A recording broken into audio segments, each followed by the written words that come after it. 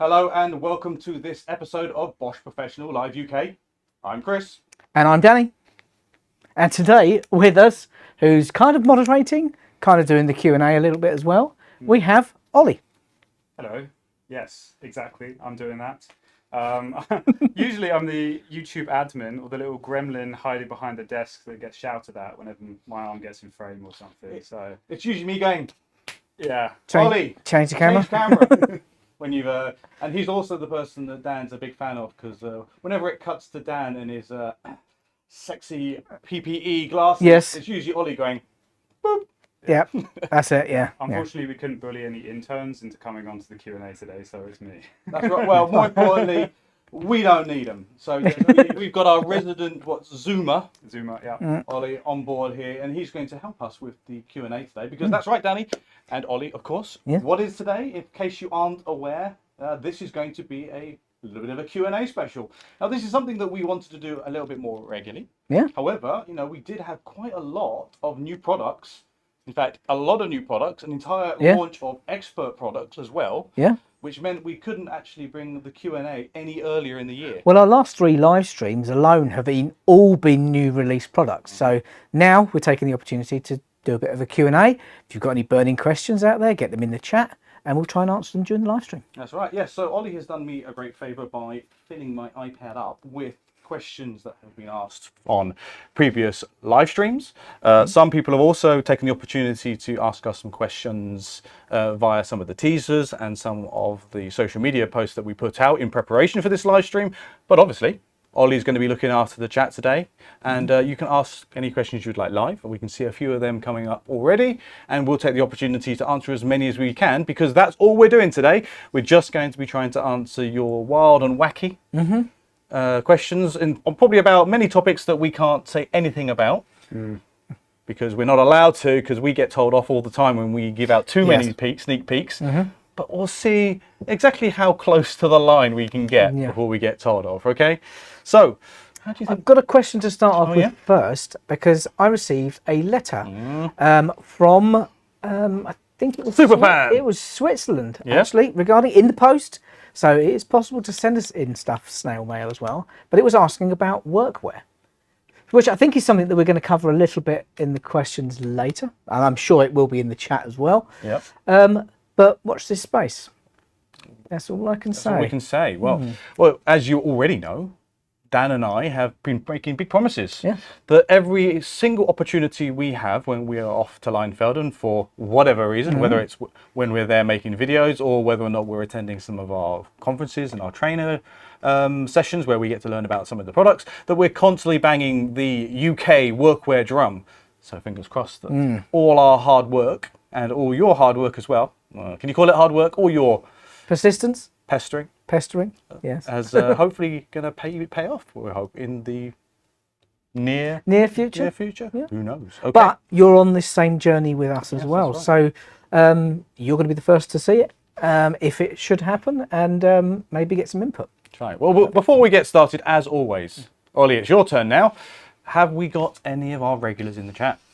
Just about everyone. PF is here, of course. He was very helpful because I forgot to unmute myself and you, Chris. So we're off to good. It was just really me. Good stuff. Sorry about that. Yeah, it was just Dan for a while there. Sorry.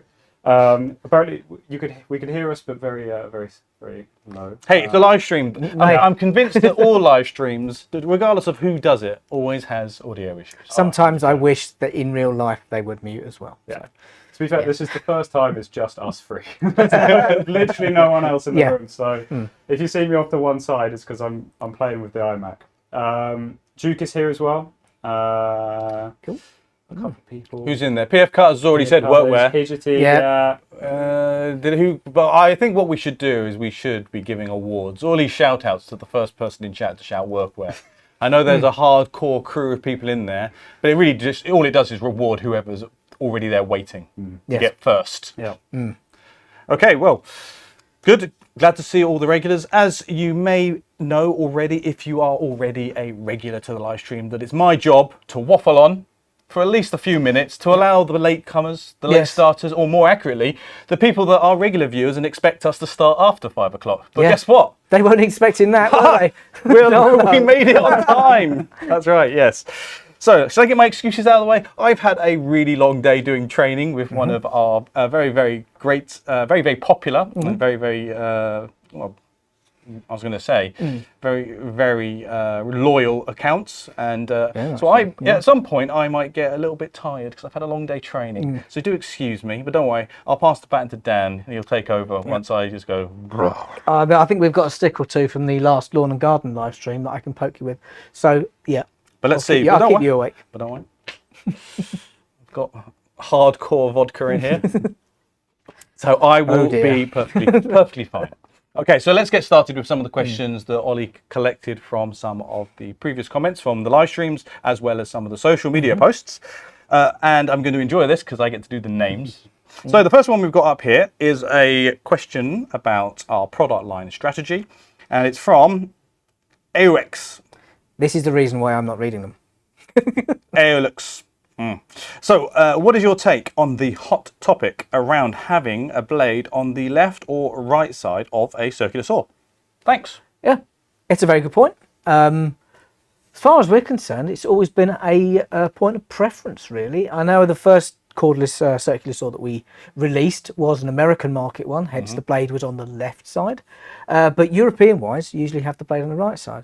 It's never been an issue for me using either of the tools. No, same for me. But again, it's personal preference. That's the reason why we produce a left and a right-handed version of some of the tools. Yeah, you'll find this. Not left or right-handed, because it doesn't matter the handed, it's the side blade bias. That's right. Now, I find myself, even though I'm not technically ambidextrous, I actually have no general preference on which hand I use, especially for circular saw, mostly because it tends to be on material anyway. So it just depends on what side of the material you want to be on or which direction you're cutting. Yeah. So it only really matters if you've got obstructions to one side or the other. But we know there are preferences out there. One of the criticisms, sometimes we get at Bosch is we've got too many products in a certain category, say circular saws or grinders or combis, for example. But the whole reason we do that is because we are fully aware that there are loads of people out there that have those preferences. There are a lot. Remember, we're an international company. We produce power tools for many different countries. Different countries have different regulations and different requirements when it comes to power tools. There's one question in here that we'll come to a little bit later that's exactly the case in point for that. But it doesn't mean that every region has the same products. That's right. I mean, even really simple things like we might sometimes bring out a power tool where someone will say, oh, the grip is too small. And the opposite, sometimes the grip of the tool is too slim. And sometimes it's because the product is either originally designed for, say, for example, an Asian market, or maybe it was targeting, say, maybe like the Nordic region, for example, where they have different hand sizes and have different preferences. So you'll find that in the UK, we're kind of like a melting pot when it comes to the product category, product portfolios that we get brought here. So sometimes we have a mix and match. We're in a good position, really, because we get to pick from a bit of everything. Right. But there are going to be, obviously, things that you as customers are going to notice, the difference between one machine and the other. Yeah. That's right, yes. But as Dan's pointed out already, a lot of it's due to preference, a lot of it is regional preference. But here in the UK, we're very fortunate that our product managers have decided, hey, we've got a mix and match of different preferences. If we can, we'll always bring all the possible variants so you can pick whichever one suits you best. Yeah. Okay, so the next question I've got here is from, I think it's Jalvera, or Jalveriera, 3653. How complete is the 18-volt line until Bosch Professional start to focus more on 12-volt? So I would assume you're saying is how much more are we going to do on the 18-volt line before we start bringing out more 12-volt? Now, I would argue that the 18-volt, I would say, is the sweet spot, which is most people are going to use. However, we're constantly innovating in the 12-volt platform. There are changes going to come in the future. And we're going to continue to produce 12-volt machines. But it's up to, obviously, when situations like this live stream where you can tell us what you need, tell us what you want, and believe you me, we've heard you. 12-volt impact wrenches, impact drivers, that sort of thing. Yes, we're working on that. But yeah, we are not resting on our laurels when it comes to the 12-volt platform. It's going nowhere. Yeah. See, I read this question in a way that makes it feel like that it's probably based on things that we've spoken about before. That obviously, I think I probably said it a few times, that we want to focus on the 18-volt line before we start necessarily putting a lot of energy towards 12 volt. And I think that's probably more a critique on what I say, because I know that that's a fact that, as Dan says, 18 volt is where a lot of the money and the products are focused in. And from a tradie's perspective, that's kind of what you're probably buying a lot more of, is going to be the 18 volt products. And think of it globally as well. That 18 volt is the Goldilocks when it comes to power and weight and performance. And look at the power we're getting out of right. 18 volt now.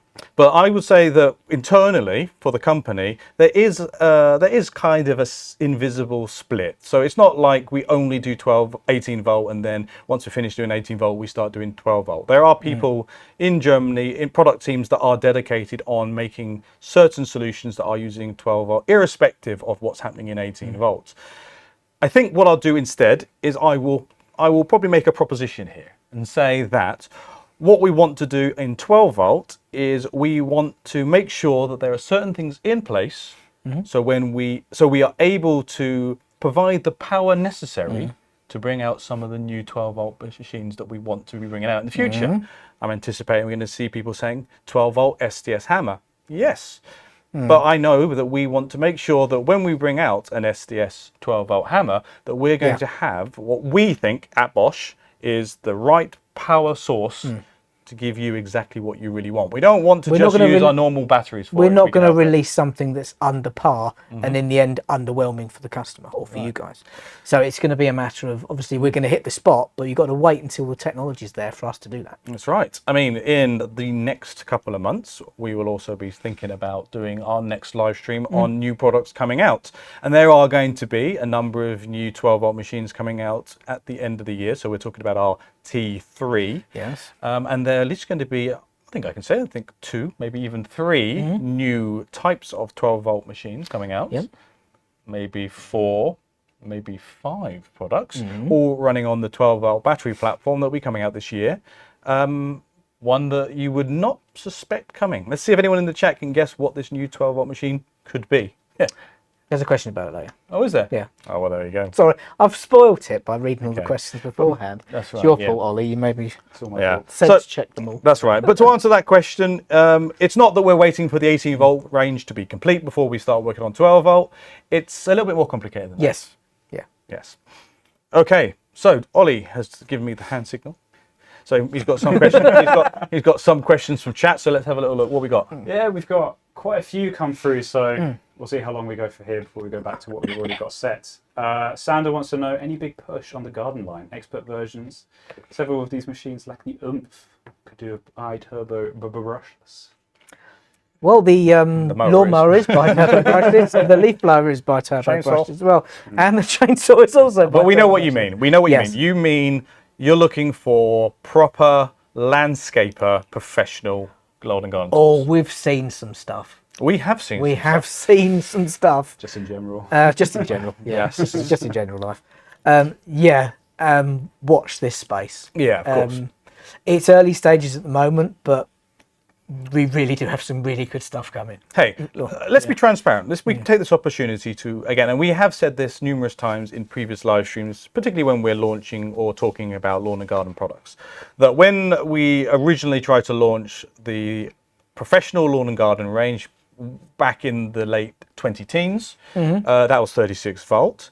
And it wasn't as successful as we wished it would have been. Ironically, I would argue that we were too ahead of our time. There was nothing wrong with the products. Yeah. It was just the market was actually telling us that they did not think that petrol was going anywhere. Yeah. Ho ho, look where we find ourselves now. Okay, exactly. Yeah. Lols. Yeah. Okay, so with our 18 volt range, we're being a little bit more cautious, and we are being a bit more deliberate with how we are launching the products, and a bit more staggered in the way that we've done it.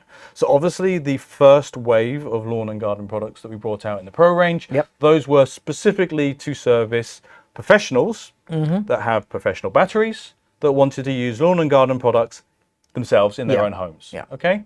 Then the second wave which is where we are kind of now, is that kind of crossover period. Yep. So we've got the land drive for the 46 centimetre That's right, yes. Pro mower. And there's some like the handlebar grass trim as well. That's right. And brush cutter. So what we mean by this wave 2 is now we're looking at professionals wanting to use these tools in a professional capacity, but they're not but we're not targeting the hardcore landscaper yet. Yeah. So this wave 2 is for the people that are, say, we call them facility managers. If you look after more lighter duty types. Yeah, if you work for a campus, for example, and you've got maybe 1 or 2 sites that you maintain on a regular basis, but your core job isn't to go from job to like big estates and things like that. So what this question is, what you're implying there from our questionnaire there, is, you know, these bigger, more professional power tools that I reckon, I guess, they're going to be the kinds of things for landscapers, and they're going to be those expert tools, aren't they? Yeah. And all we can say is that it's on a roadmap. Yeah. And you're going to see a lot of products coming out over, I think, what have we seen, next 3 years, 2 years, I think? Yeah, 2 or 3 years, yeah. 2-3 years, and I think you'll be very happy that this range is going to get bigger and bigger and more mature as we go on. Yeah. Of course, that's a long way of saying it all. It was. But yeah, watch this space. Next one, more of an observation, but Bernie says, Danny looks like he's been on vacation, looking very relaxed.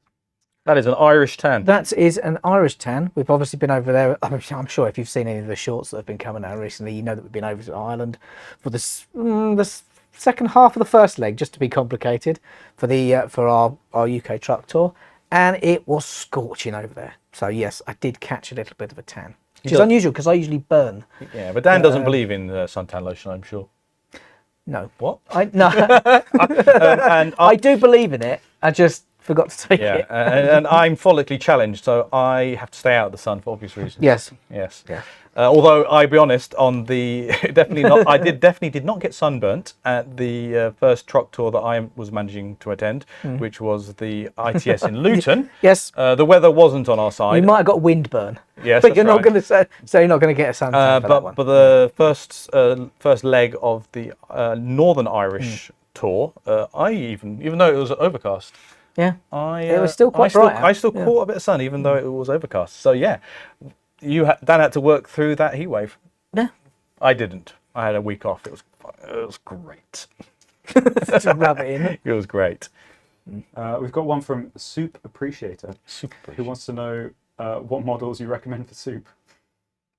What models do I recommend for soup? Yeah, to stir soup. Well, we do a plaster stirrer. I mean, it depends on how much mass about of viscosity. soup you're making. It's all about viscosity, yeah. I would argue that there is mixer. no soup that could challenge any of our mixers. Full stop. No, not at all. Not at all, mates. If you mix in like large quantities, not a problem. GRW 18 160 160, obviously, speed 2 blitz it. Yeah. I mean, you'll be wearing your soup. Wear an apron. Yeah, no, there you go. I'm fully confident in the torque of our mixers. No soup can challenge our mixers. Saying that, I did do that video shoot where I made a giant cup of tea. Destroyed it. That never saw the light of day. It never saw the light of day. That got shot down, that one, unfortunately. We spent an entire day filming a giant bucket of tea. Yeah. It exists purely on my... See, chat, the kinds of creative genii that goes on here. Not appreciated that never passes the quality checks. If only you could missing see. out. If only you could see the stuff that gets left on our cutting editing floor. Tragic. Peter Smith 5591. He gets confused with Bosch Pro versus Expert. Is this just for marketing? Highlighting that Bosch Expert is the best of the best. I find the Pro Tools are pretty good. Should I spend the extra for Expert? If you need it, yes. If you don't need it, Pro is absolutely fine. Again, it's good. It's a good, better, best situation. Obviously, you've got Pro is the better, Expert is the best, and I think we'd like to say DIY tools. Well, DIY factors into it. Your good tools, your entry level tools. That's right. Yes, your good, better, best is the best way of looking at it. And in regards to whether or not you should I buy it, each question, in my opinion, is down to product. What's your trade? What are you looking for? And actually, even Expert varies. The difference between Pro products and Expert products will vary from product to product. Yeah. In many cases, say for example, off the top of my head, the multi-tools. So the GOP or the EXOP. all our multi-tools, in my opinion, are really good tools. Yes. The 1830, The low, the 1834. they're all really low and vibration. exactly, and this new 18V-40. Okay, if I, for example, want a tool with some more features that might help me if I'm doing a lot of plunge, blind cutting through stuff, then things like the auto stop feature, that would be a really great choice, and that might decide it for me. If you, for instance, want to do a plunge cut that's particularly deep, then the Expert is the only one that will do that. Yeah. With the Starlock Max blades. Correct, yes. For example, if you're looking for a really large depth of cut saw that uses our new FSN GX models, so the FSN X rails, and you want a cutting capacity deeper than what we currently have on our Pro range, which is 57 mil, well, it's a bit less really, but 56, 57 mil, then you have really no choice other than to go for the EXKS 18V-68 GX. So that kind of decides it for you. So, but for vast majority of jobs, the 57 is there absolutely for that purpose. So it's a hard question. We can't answer it for you. I would say, I mean, obviously, hey, we're not sales guys, we're trainers. So we could say, absolutely, you must always buy the Expert tools because they're the best always. But we are very realistic here, and we say, horses for courses. If you need the safety feature, you need the specification, you need the performance benefits of an Expert tool, then now you know what to look for. If you're doing nothing but cutting worktops all day, 8 hours a day, then an Expert tool would be probably a good choice for you. As well, you've got the extended cutting capacity, but you've also got the extended warranty as well with that. So 5 years warranty on the battery charger and the tool itself. So not to be sniffed at. That's right. If you were to look at some other Expert products, maybe look at our measuring tool products, the decision sometimes is a lot easier as well, because if you look at, say, for example, our electrical testing devices, perhaps the Expert tool is the only choice you can select, say, for a multimeter, because that machine is the only one that has the complete feature set that you need to do your job, for example. So sometimes I would say don't get too obsessed with the Pro Expert label. Look at what the tool does. If it does what you need it to do, then that's your choice for you. Yeah. I mean, it's not to say that every single category is going to have Expert in it, because it's not needed. Maybe. We'll see. We shall see. Okay, Ollie, thanks. Yeah, I finally, and Ella is in the chat as well. No. She's in the chat. She's Couldn't stay away. No. That's right. And people are already trying to pressure her into spilling all the beans about what goes on behind here, all the new tools coming out. Oh, she won't know. No, we don't tell her. She's untrustworthy. We can't. She's untrustworthy. She comes, she goes away and comes back again. Who knows? Although I'm wondering whether or not there's going to be. I've heard rumours that there's a petition to bring Ella back. If I find that ringleader. Yeah. No. We got rid of her. It took long we miss Ella so much. Look who we have to have instead. Yeah. Bit disappointing, isn't it? Yes, that's right. Shall I pick up some more questions, or you got some more on your end? We're good for now. Yep. Anyway, lovely to see you, Ella, as always, virtually as is. Okay, where are we? We've got some other ones. Got another question here, again, asking about our product line. What was our strategy? So this is from Roger M88. Bosch should consider for their industrial line a new colour like high visibility blue or yellow. It will be more visible in dusty working conditions. Now, I'd argue the industrial line probably shouldn't be in dusty working conditions. True. I when I read this earlier, I thought exactly the same thing. I thought it's more for your assembly and cleaner work, such as like even solar installation or something like that. Yeah, this is production and assembly line work. Yeah. However, though, am I right in thinking that you can buy plastic boots to go over them that are different colours? Now, right. So obviously, our D-class tools are part of our IW line of products, and we have different categories of those, A, B, and C. We have Rexroth that represents A class, and then we have our Bosch Exact range that covers our B and C class of levels of production. So if you're into that kind of stuff, you'll know what I mean by A, B, and C. And you are right, yes. For the Exact range products, they have color-coded additions. Because I've seen a couple of nose pieces for the Yes, the ISRs. Yeah. The IS, IDS as well. Yes, that's right. Yes. And one of the reasons for the color coding stuff is obviously if you've got multiple tools that are set up for a specific task, especially for the exact range, then you need to be able to see at a glance which one of the multiple tools you need for that specific fixing, because that's all you're doing with these tools, one specific part of a job. So color coding works really well. The boot that you're describing, that's been partially designed, it's a silicone boot. Yeah. Could grab one later if you want to see, to stop people from changing the clutch. Yeah. Because obviously the torque setting's mechanical on that one. So it's to discourage a operator from making changes or accidentally making changes. But so far as higher visibility goes, We used to also do ones where we have the little plate on the back that we could have different colours as well. yeah, and a ring around the front of the machine as well, right, yes. for the tool holder. Yeah. So guess what? Good question, Roger, M88. Not necessarily high visibility colours, but we have already considered different colour coding for these products. I'd imagine that you'll see that depending on where they end up, there are multiple solutions to make them more visible or, as I say, more color coded, so to speak. Yeah, I've seen everything from people just using line paint, spray paint on them. Yeah, but I think I think with these D-class tools, we definitely wanted to we wanted to keep the the blue professional color vibe present. If you go all the things like Bosch Rexroth, I think they're a completely different color. They're white tools, for example. Yeah. But if you do have trouble like locating them, if you've put them down, they do come with a belt clip. So unless you use your belt, then you're probably not going to lose them very far. But then maybe, but then again, let's see if the chat, maybe Ollie can pick it up, because we do sometimes get some feedback that the Bosch blue color is not very visible when on site. And I kind of understand what you mean. Some of the other brands out there are a bit more vivid, so at least they're more visible on site. Yeah. But I don't know whether or not that really helps with productivity. It's a bit more just about fanboyism, I think. Maybe. Yeah. Anyway, fair point. Okay, so next question I've got here is about new products. This is from TwitchTaz 490. Will we ever get a Bosch 125mm circular saw with a removable front section to the base, like a competitor tool? So I could have a look at that in a minute for you. I've not seen anything on the roadmap for it. But yeah, it would be nice to have a circular saw that would cut close up to a material, or close up to a wall.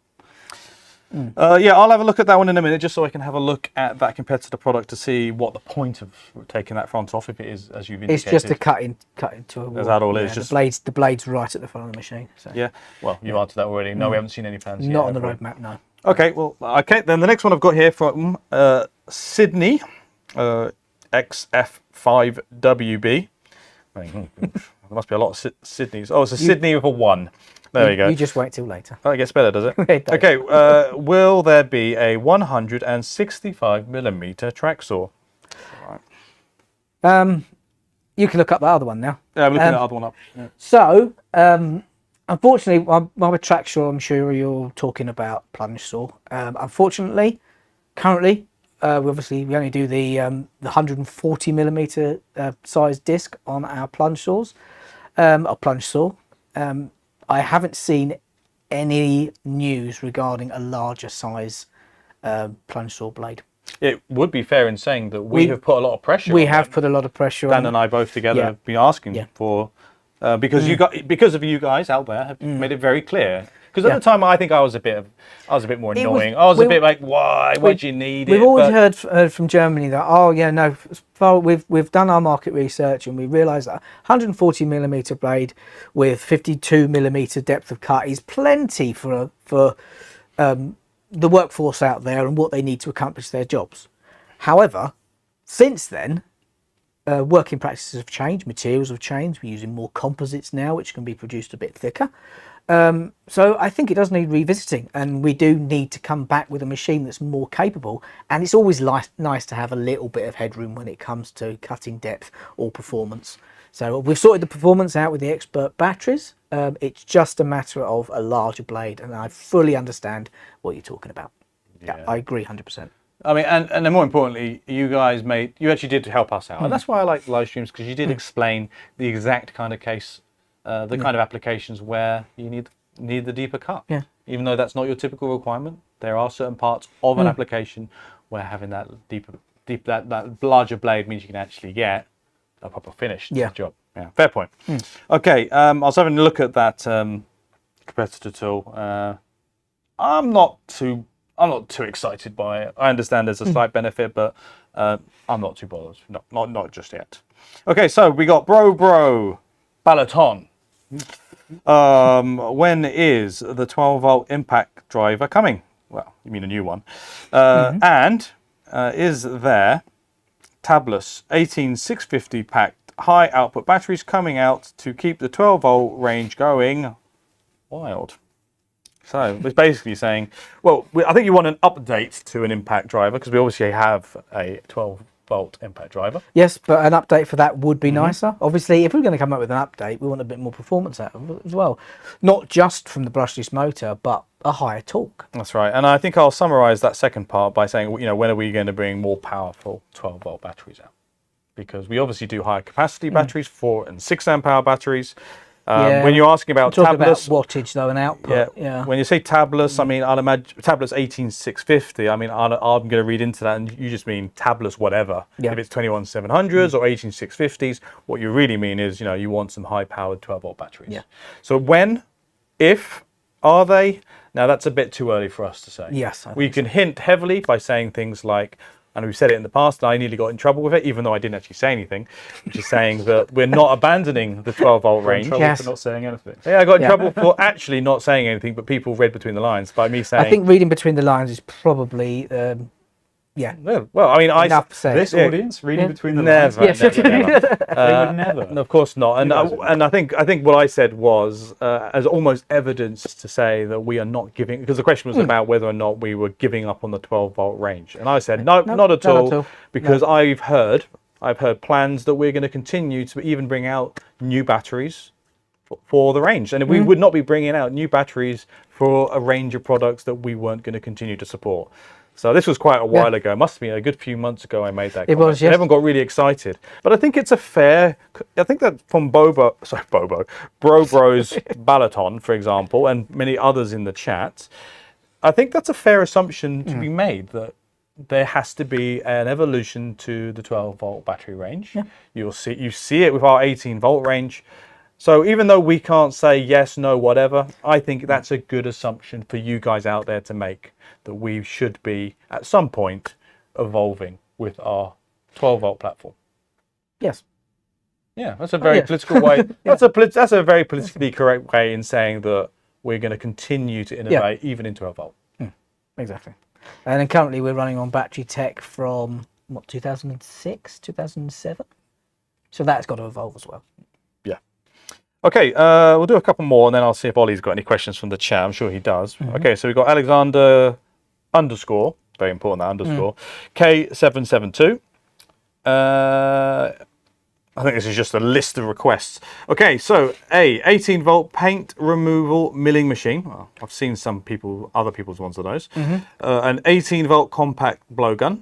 And a plug-in cyclone dust extractor as an L-BOXX. Ooh, yes. Yes, we've actually covered on that the L-BOXX design of cyclone before. Obviously, you've got a standard vacuum cleaner. You want a cyclone box, obviously, to increase the suction on that as well, and also as a keep the filter as a separate collector box. Yes, would be a great idea. L-BOXX, I'm not sure, obviously, because it has to be circular to be a cyclone. How about a contractor? Bit bulky, maybe. I mean, they don't have to be big. How about something that fits on the contractor? Yes. It doesn't matter, to be honest. An L-BOXX system. I mean, you could make your own, for sure. I've seen plenty of people making their own, but it would be nice to make a nice Bosch branded one. Yes, it would. And it wouldn't take too much, to be fair, would it? Oh, do you know what? Should we do that as a little project? Should we just make our own one? Yes. Yes, okay. But to answer your question on a paint removal milling machine, I've not seen anything yet. The compact blowgun, 18-volt compact blowgun, don't think I've seen anything on that one either. By blowgun, what do you mean? Because we've got a hot air gun, obviously. No, I think he means like a dust blower. Oh, yes. Yeah. Everyone wants the really small, integrated battery ones. I have one of those. I bought one off of a website I mention the name.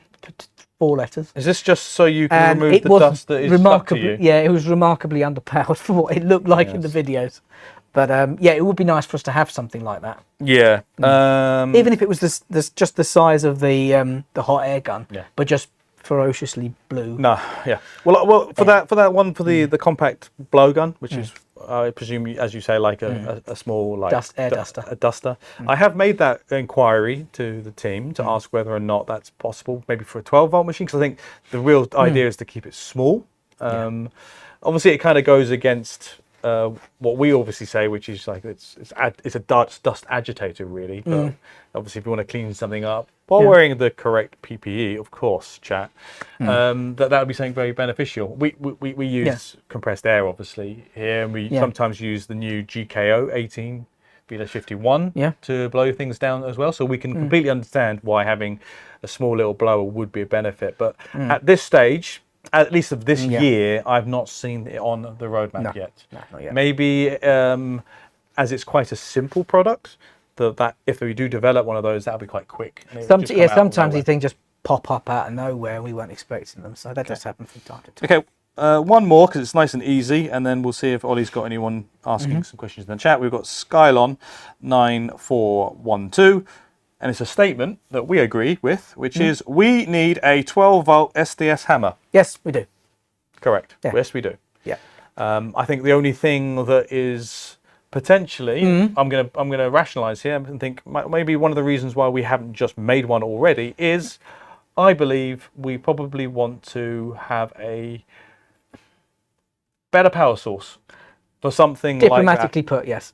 In order to make sure that it will away. hit. No. I think in order to make sure that we, as a company, we're satisfied with the performance of a 12-volt SDS machine, because remember, here at Bosch, we've got a very long heritage. It's coming up to nearly 100 years now of SDS hammers, and we know that everyone respects an SDS rotary hammer, and the last thing we want to do is bring any kind of hammer out there that is not going to be to the quality that we are expected to produce. Exactly. Yeah. So it's got to be more powerful than 1 joule, obviously, because we're doing that with the flex click. So it'll be some. Yeah. It's going to be maybe 1.5. It must be 1.5 joules, something like that. It's got to be. If and when it comes. Yeah. But yeah. That's right. Yeah. We Okay. would love to see one. Yes, that's our answer. Absolutely, we are desperate for one as well here. Yes. So Ollie, yes, got any questions coming up through the chat? Yeah, I got a couple.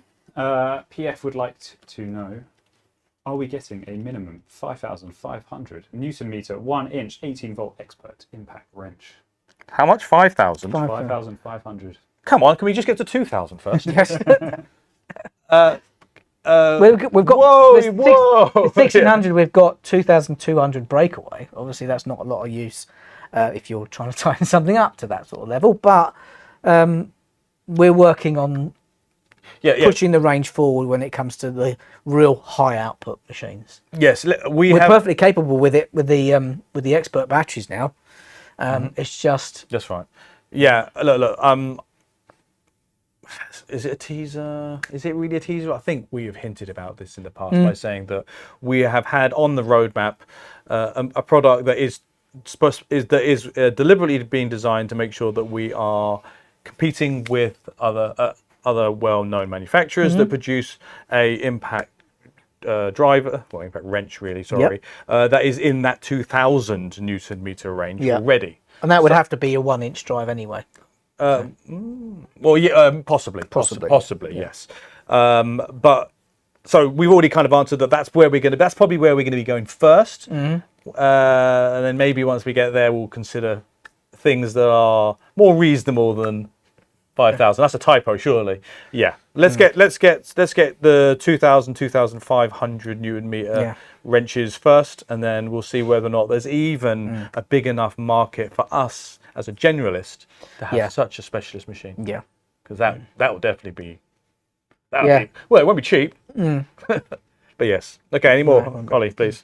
Yeah. Bogan Leah 4131 asks, any more hand tools in the work?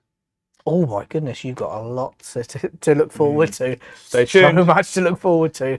Yes, I'm that, going to definitely say that could be the next live stream. yes. That think it could could be the next live stream. We'll double check our dates. Yeah. Probably next month.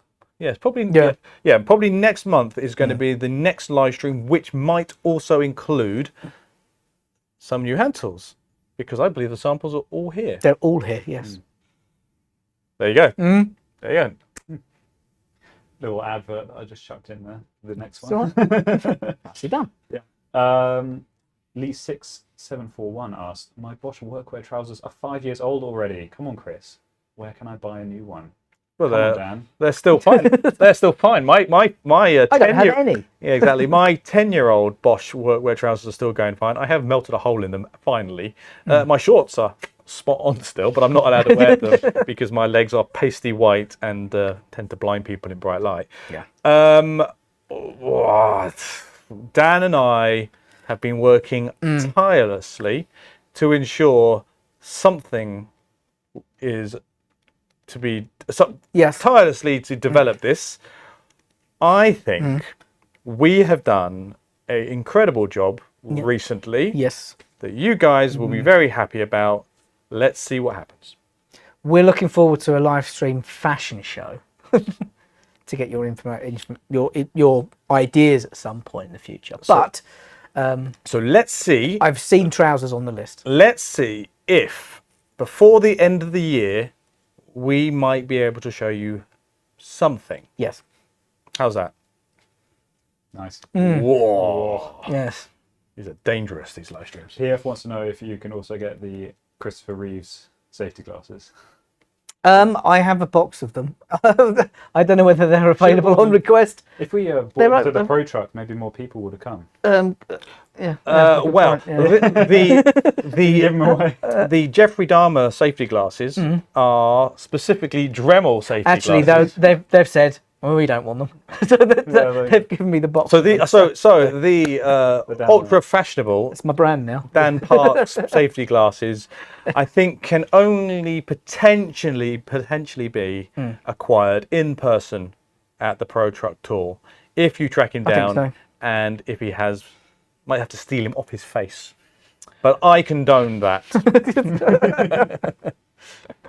But yes, no, you cannot purchase them. However, they could be acquired with some GDR and compliant bribery. Compliant bribery might be needed in order to get them off Dan. Usually that involves a cake. Yeah, I do like a cake.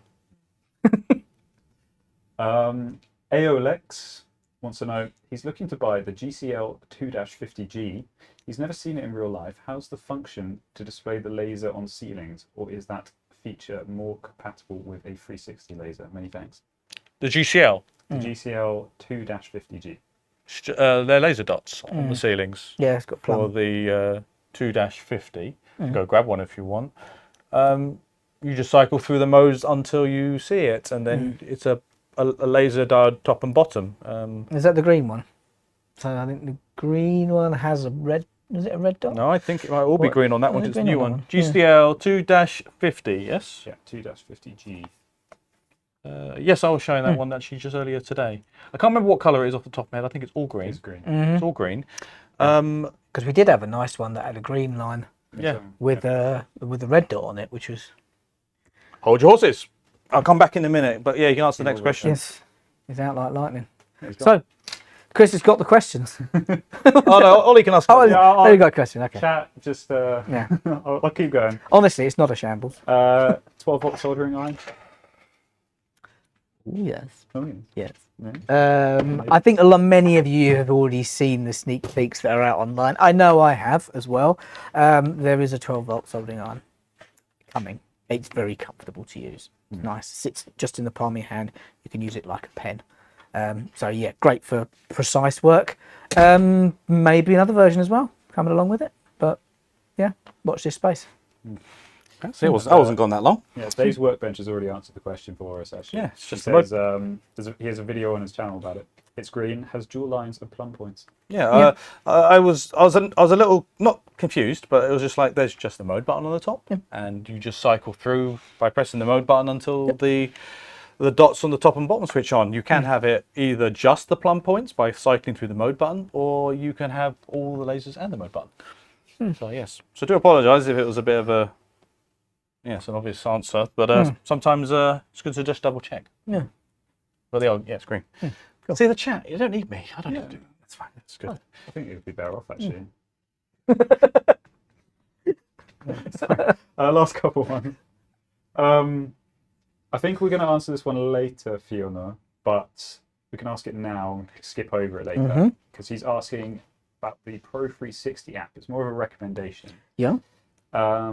If he could have a separate list for Bluetooth enabled devices, because he doesn't like having to scroll down through his inventory to find the devices he wants to change settings on every time. Very good point. Like you want a sort of a favourites sort of setup, so or pinned categories. Pinned you can tools. put them in. You could add them to their own little groups. Yeah. That makes sense. That's very Yeah. smart. I have same issues as well. If you have a lot of stuff, you've got to scroll through a lot of products to find what you want. And imagine what it's like for Dan and I. I've got 500 products from the workshop, Yes. all on one account, and then if someone borrows one, then you've got to go through and then you've got to mark it as not currently present, put a note on it, so we can keep an eye on our inventory of all of our tools, which proves to be a bit tricky sometimes, a bit long-winded anyway. Sure. But to do the Bluetooth adjustments, for instance, to put a category or a subcategory of the tools you want to get to on a regular basis does make a lot of sense, and that's obviously something we can feed back to Germany. Shouldn't be too difficult, I would imagine. Yeah, I mean, I'm no expert. But I'll have a look and see if there's some workaround for it already, because it might be because it's not something I've tried to do. But otherwise, that is a very good tip that I hadn't really thought about, but I do experience the same issues as well. Yeah. I'll pop a note. Last couple ones, just before we get back to it. I'm going to answer this one for no particular reason at all, but Lee6741 says, "Yay, thanks for answering, Chris Dan. And how to buy that Bosch cap, handsome guy." I don't have a hat on. I don't have a hat on either. What's going on? You can pick up a hat like it at the PROTruck Tour. Yes. Yeah, that is one way. That is one way of getting a hat, yes, for sure. Yes. But you have to register. Don't forget to register for the truck tour. Yep. Yeah. We will allow you to register if you haven't and you arrive. However, you might not be guaranteed any freebies if they've already gone. So obviously, register first. Make sure you're in for, well, most importantly, some currywurst. Oh, yes. Oh, yeah. Was it a curry? It was currywurst. Hats. Is it hoodies as well? Hoodies as well. Yeah. Hats. Was a choice between a beanie or a baseball cap. If you're very nice, sometimes you get both. And a pencil as well. So, Yes. pencil. So the next leg of the truck tour is going to be in a couple of months. Yeah. So plenty of time to make sure you get registered up for that. If you have any issues or you want to find out more information, just pop on to the Bosch Professional UK website. It's very easy to find from our events page. It's basically just a QR code, isn't it? Yeah, that's right. Yeah. Scan that, register, done. Ollie, any more questions or should we get on with mine? I would like to also point out with that as well is these hoodies and t-shirts behind us. At some point, keep an eye on the UK Instagram page because we will be doing a giveaway. Oh, yes. Where you can be engineered for action. Get some hoodies, get some t-shirts, get a water bottle. Any water bottle here? And some stickers. That's in my hair. Yeah, there is a merch giveaway at some point, so keep an eye out. And the Engineered for Action And the socks. socks. Can't forget the socks as well. So, what more workwear do you need? Yes. That's what I'm saying. Yeah, so make sure you enter in that competition because we cannot be bribed. There will not be any more for us to sneak away at anyone at the truck tour. This one, as you say, can only be got by a social media competition. So there you go. Okay, cool. Right, we'll maybe remind some more people about that competition later on in the live stream. Yeah. Right. So back to some questions from the previous from online. We have got. I think this is a repeat, but I'll say it anyway. So we've got Paul Zerka 706 asking for a 12-volt multi-head drill driver. Is the hammer drill able to drill brick and concrete? Oh, well, it's not the same question. He's asking a question. Yeah, yes, it can. Flex click, SDS, yes. That's what it's developed for. GFH, I think it is. Yes. Yes, absolutely. Perfectly happy to drill up to 10mm in concrete, and I think it will do bigger in brick, but I've not tested it. 0.9 joule. Yes, that's right. Yes. Of So impacted yep, machines. absolutely fine. It'll go through a lintel, no problems at all. No problems at all. We're using it on C40 curbstone Yes. and perfectly fine. I mean, obviously we are using our SDS 7X bits. Absolute pristine, absolute high quality, or even better, the SDS clean hollow drill bits, even cleaner, better. Absolutely amazing performance. And on the FlexiClick with the hammer attachment, absolutely fine, all the way up to 10 mil. I mean, I would argue you could do more, but Nah. not designed for it. So, okay, so Got to draw the line somewhere. exactly. So punkgritty. Got some questions about some products here.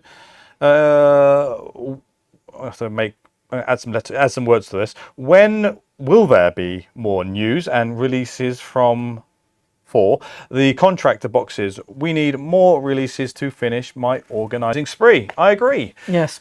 We have already blamed the Americans in the chat. Yes. Well, because we've only had wave 1 so far, haven't we? And wave 2 is following. That's right. But we have to blame and complain to our American colleagues. Yes. Because they have taken all of our 3 drawers. Yes. All right, let's get that out of the way. We're not happy with you. You've got all of them. Yeah. But you are right, Dan. There's going to be another wave of contractor bits and bobs and organisers and dividers. Yes. And there's other things that you've been asking for that are also in there as well. So they're listening. That's right. Yeah. So fingers crossed. That means it's going to be. Yeah. Is that September? Yeah. Yeah, I think it's September is going to be our next launch window. So hopefully the 3 drawers for the contractors will be in stock if they're not in stock already. I think they should be. And then there will be a release of more contractor bits, which I'm looking forward to, as Dan points out. There's a few in there that I absolutely am desperate for use in the workshops. The little the trolley system's great, but in a workshop you really want something a bit more convenient, especially if you want to put the contractors into a corner and get them out of the corner nice and easy, and there's a really straightforward solution coming for that. So yes, look forward to. So that might be the next new live stream. We'll be talking about some of those if we get the samples, eh? Yes. Okay. What else have we got? Oh, actually, and before I go on, it might be interesting to note that there are some other manufacturers out there that make accessories that are compatible with the contractor. Particularly things like ProClick. Yep. That they are part. We made some of our nylons on our hanging pouches that also hang on the accessory rails on the sides of the contractors. But they obviously make some other accessories of their own. Yes. That we will probably not make, and those might be interested too. Things like I think I've seen stuff like. Even battery holders, I think they had on. Battery holders. So there's quite a lot of ProClick accessories that are compatible with the contractor ecosystem. Okay, so worth checking those out. And actually, I've seen some really very proactive people starting to 3D print some of their own stuff. Some of the really good ideas. Yes, we've been shown a few pictures of some people's setups, and Okay. really impressive. Okay, so Rafiki_Lek, is there a 3/8 version of the 440 Newton meter or 330 Newton meter impact gun available or on the way? Right, so we've got the 320. So the 330 is 1/2 inch, 320 is 3/8. So it's near as damn it to a 3/8 version of the same machine. Virtually the same. The 450, however, is too powerful for a 3/8. Yes. So we don't actually make that in a 3/8 drive. Yeah. Other Just than 1/2 inch. other than that, the machine is basically the same, isn't it? The 300 in the 300 series. The 320 and the 330 are fine. Yep. Are Bosch also second part? Are Bosch interested in HVAC tooling, a 18-volt a vacuum pump, or refrigerant recovery machine would be great? Agree. Yes. We've had some people in today. Yes. Maybe we just saw something. Maybe we did. Maybe we didn't. Who knows? Good question though. Right, 86 Sando. Is there currently an 18-volt brushless medium bandsaw in development? The deep cut is too big, and the current model is brushed. Yeah. So you're obviously saying that the 63 is probably too small and the 127 is too big. I think by brush they just mean they'd prefer to brushless. Maybe they get a bit more runtime. Well, you get 30% more runtime on a brushless machine than you would. Yeah. But maybe they're looking for something in between the two bandsaws that we've got. Yeah, yeah. So it would be nice for us to have a brushless version of the 63. Then again, it would be nice for us to have an additional middle of the road version of the capacity in between. But yeah. Oh, I see for what cutting you mean. unistrut and stuff like No, that. I see what you then, mean. Yes. Yeah. Yeah. Okay. Fair. Yeah. Okay. So you got the small, medium, and the large. We're just missing the medium. Fair enough. I mean, obviously get the 63. 63. Thank you. Yeah. Is a little bit on the older. A little bit of an older product now. Maybe it could do with an update. If it was updated, it would be updated probably with a brushless model. Yeah, definitely. I think I was wondering whether or not you may have wanted a little bit more cutting capacity for the smaller one, because it is quite a jump from 63 to 127. They're usually they're developed in those sizes regarding pipe sizes. So majority of waste pipes like 45 mil and stuff like that, or 35 mil, then the 63 would do it perfectly. And soil pipes in the 127. So my question back to Sando would only be whether or not are you thinking that you're needing is the runtime on the machine too low, and you're thinking that a brushless model will improve your efficiency? Yep. Because obviously in the meantime you could quite easily just swap out to a slightly different battery and potentially get a bit more runtime if that's what you need in the meantime. Yeah. I've not seen any update to it at the moment, but we'll see. I'll see. Yeah. I mean, even with the brush machine, it's not running for super extended periods of time. And it's not particularly energy hungry. And it's not energy hungry either. No. The blade's travelling at actually quite a slow speed. So, yeah. Okay. WoodenViking. Statement. No. The burning question is in regard to a 12-volt impact Boss. So I wonder if that was off the back of something else. But I think I'm just going to I'm going to consider that. When are we going to bring out a new impact, 12-volt impact? And I think that's fair. Yeah, I think we mentioned that already. That's right. Really. Yeah. So we haven't got an update specifically for 12-volt impactors, but we know that we need one, we want one, and I would be absolutely shocked if there isn't one coming out at some point in the future. Not this year. I can tell you, however, not this year. But then that maybe hopefully means that we might see something next year. I've not seen any roadmap for next year yet. So okay. But they like to surprise us. And they do. Okay. Sinelco 54. Do you have a plan for an 18-volt earth auger? Well, we've got a couple machines that would do a good job. Yeah, the GRW ATV-160 plaster stirrer or paint stirrer, or GRW or the GRD. Or the GRD, yes. You're looking for a machine, obviously, with good torque. With an the appropriate GRD accessory. would do it. Would that's an even higher torque machine. Exactly. So that'll So that'd be even. I mean, I would argue that's the machine I would suggest you look at if you want to do ground augering in general. Both of those have got kickback. The GRW's obviously got. And just so you know, we're talking about the 18-volt mixer Yeah. and the 18-volt right angle drill. So the GRD has obviously got slow kickback as well. So for ground augering, that would be perfect. Yes. So the GRW obviously is running your normal M14 mount. So if you've got an accessory that fits that, otherwise I would recommend you can. And there's two versions of our right angle drills, the GRDs. So you can have one that takes your hex shank, your large hex shank, or that's 3-jaw. So if you bought a ground auger, it would come with that hex shank and it just plugs straight into the machine. Or you could put it in the 3-jaw chuck if you want to use it for, I don't know, full snippet. Yes, exactly. Or augers in general, wood augers. So Sinelco, if you haven't seen those, that is worth having a look at. See whether either one of those 4 different machines might be suitable for that application for you. I think there's a second part to his question here. So it's someone else. So it's Lazy Sun, WS8BD. Will Bosch bring out a 6-port 18-volt/12-volt charger so you can charge 3 18-volt batteries and 3 12-volt batteries like the Red brand has? Who? Never heard of them. No. So obviously you're looking for something like our sequential 18-volt charger, but a 50-50, so you want 12 and 18. So currently, we've got the world's fastest 18-volt charger. And you want more?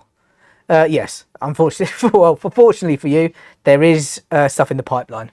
Fastest 18-volt parallel charger. Yes, that's it. We must say for legal reasons. Yes. Now, in regards to chargers, we've been doing a lot of back and forth thanks to a lot of your feedback with the specific product managers that are looking at the development of not only our batteries, but also our charging solutions as well.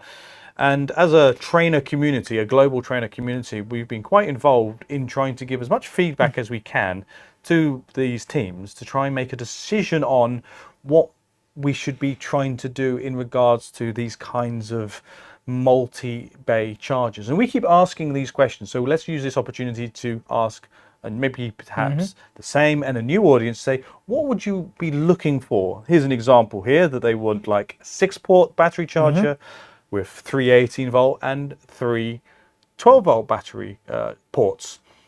I was going to say something back like, how about if we were to have the ability to have, say, for example, a holster that allowed you to slot in a number of our 18-volt/12 hybrid chargers. Like a modular system Exactly. where you could slot those in. With one cable that comes out of this locking bay. Maybe even a bay for USB-C charging. That's right. Or USB-A charging. That's right. So would that be something that people might be interested in? Because we already have the 18-volt/12-volt charger, so you can charge either an 18-volt or a 12-volt battery, obviously not at the same time. Maybe if we had a way of mounting multiple of these together with a nice simple cable management system, would that suffice? So you can pick and choose how you would construct this multi-bay charger instead of having to buy one that's set just concept, this or this one like that. So yeah, let us know in the chat what do you think? What would work best for you? And we'll always keep passing this information over to the team because they are very keen to make sure that let me say again, we're definitely working on something, but we want to make sure that what we bring out is exactly what everyone would like to have. Okay, let's do a couple more and then let's see what Ollie's got for us. So you've got Bill R 4677. Heads up, I'll be wanting an answer on the Bosch Domino style cordless tool. Please say yes. Interestingly, the Festool patent for dominoes, the domino jointer, ends this year. So it's something that we would probably be looking into, but currently we've obviously got the biscuit jointer, but I've not heard anything on the grapevine yet so far as the domino jointer. Yes, that's unfortunate. That kind of reminded me about a question that we keep constantly getting, and I do apologize, I've forgotten your username, because I know you've asked multiple times, and every single time, for whatever reason, both Danny and I completely misunderstand what you're asking for, and it's in regards to SDS dust extraction when chiseling. And for some reason, my brain, I mean, obviously we've had a full day's work and then we've done a live stream. My brain, for some reason, completely brain farts and I completely forget what we're talking about and why I can't answer what is a really straightforward question, which is, unfortunately, no. We currently do not have a SDS Plus, specifically chiseling dust solution. And it is definitely something that I've been bringing up again every time, actually, irrespective of when you ask me questions, I've always been asking, because that is necessary for us to have a complete dust extraction system where appropriate.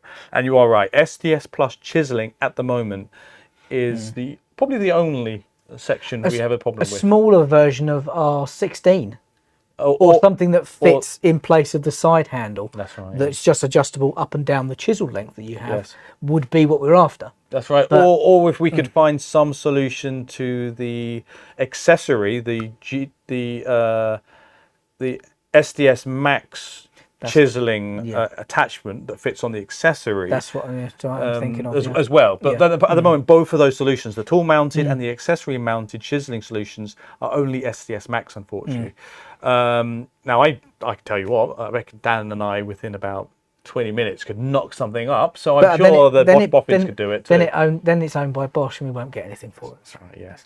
But to and again, maybe we'll find maybe at some point I'll remember your username and thank you and apologize that we keep messing up and forgetting how to answer your question. I remember last time that you're being trying to explain very delicately to Ella that we were wrong and we hadn't answered your question. But hopefully, if you're watching this live stream live or later, you understand. We understand. Yeah, we're sorry. We're sorry. It's me. It's my him. bad. I just completely misunderstand what you're asking for, and I wish I had a positive answer. But at the moment, no. That's where there's a gap. Hopefully, that gets filled soon. Yes. Because if we get that filled up soon, then that means that we've got a really good comprehensive solution for a lot of different applications. There's one other machine. I think there's a question on a little bit later on that we'll come to regarding dust extraction on another machine as well, and that's another gap that we have. But Okay, cool. All right.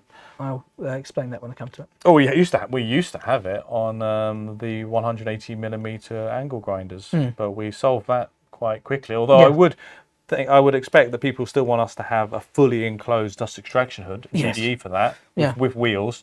But at the moment, we've got a nice interim for the GWS. The EXWS 18V-180. P. Okay. Yes. Next question, and then we'll go to see if Ollie's got any in the chat. From Horaz86, nope, 24. Is there a Bosch 18-volt plunge router in the making? What are the differences between... okay, that's one question. Quick answer to that one. Yes, there is. The GKF 18V-8 can be fitted with the plunge base for the GKF 600, making it an 18-volt plunge router. Yes. Not in half-inch, has to be said. Not in half-inch, still a quarter-inch, but it does have 1,000 watts of comparable power. Yeah. So my suggestion for that, plenty of beans, exactly, plenty of beans, and my suggestion would be actually running a dual layer ProCore or any expert battery, and then that machine almost transforms that machine into an absolute beast. It's really good already running on standard Coolpack batteries, but that tool is definitely a candidate for getting a more expensive battery, because if you're working in hardwood, if you want to be more aggressive, that additional headroom that you're going to get from a ProCore or an expert battery really makes a difference. Yes. Yeah, absolutely. Yeah. So there is one. Unfortunately, quarter-inch, not half-inch. Okay. Watch this space. Okay, and then there's a second half to that, another part. What are the differences between? What are the differences? Sorry, let me try that again. What are the differences between? Do you need my Jeffrey Dahmer glasses? No, what are the differences between? I don't know what that means. Would a 9mm belt sander be possible? Yes, it would be possible. We've done linishes in the past, and we've done the soft abrasive, almost like Scotch pad linishing machines as well. However, for some reason, they were in the DIY range, never made it to the pro range, and they were made obsolete many years ago. But yes, it would be lovely to have a 9mm sander. Let's see, like a finger sander. That would be really useful. Yeah. But I can see a lot of applications for that. But currently, no, and I haven't seen anything about it either. So. Cool, we've got a lot of questions. So, Ollie, come on, let's see if there's any in the chat. We might have to have a quick fire later on. We may have to. Yes, Ollie, what have we got? Would help if I... There we go. There he is. I'm back. He's there. Will you be present at the Bosch Pro Tour in Norway? No. I'm saying this because I want to go. I would like to go. I really as well. like Norway. Yes.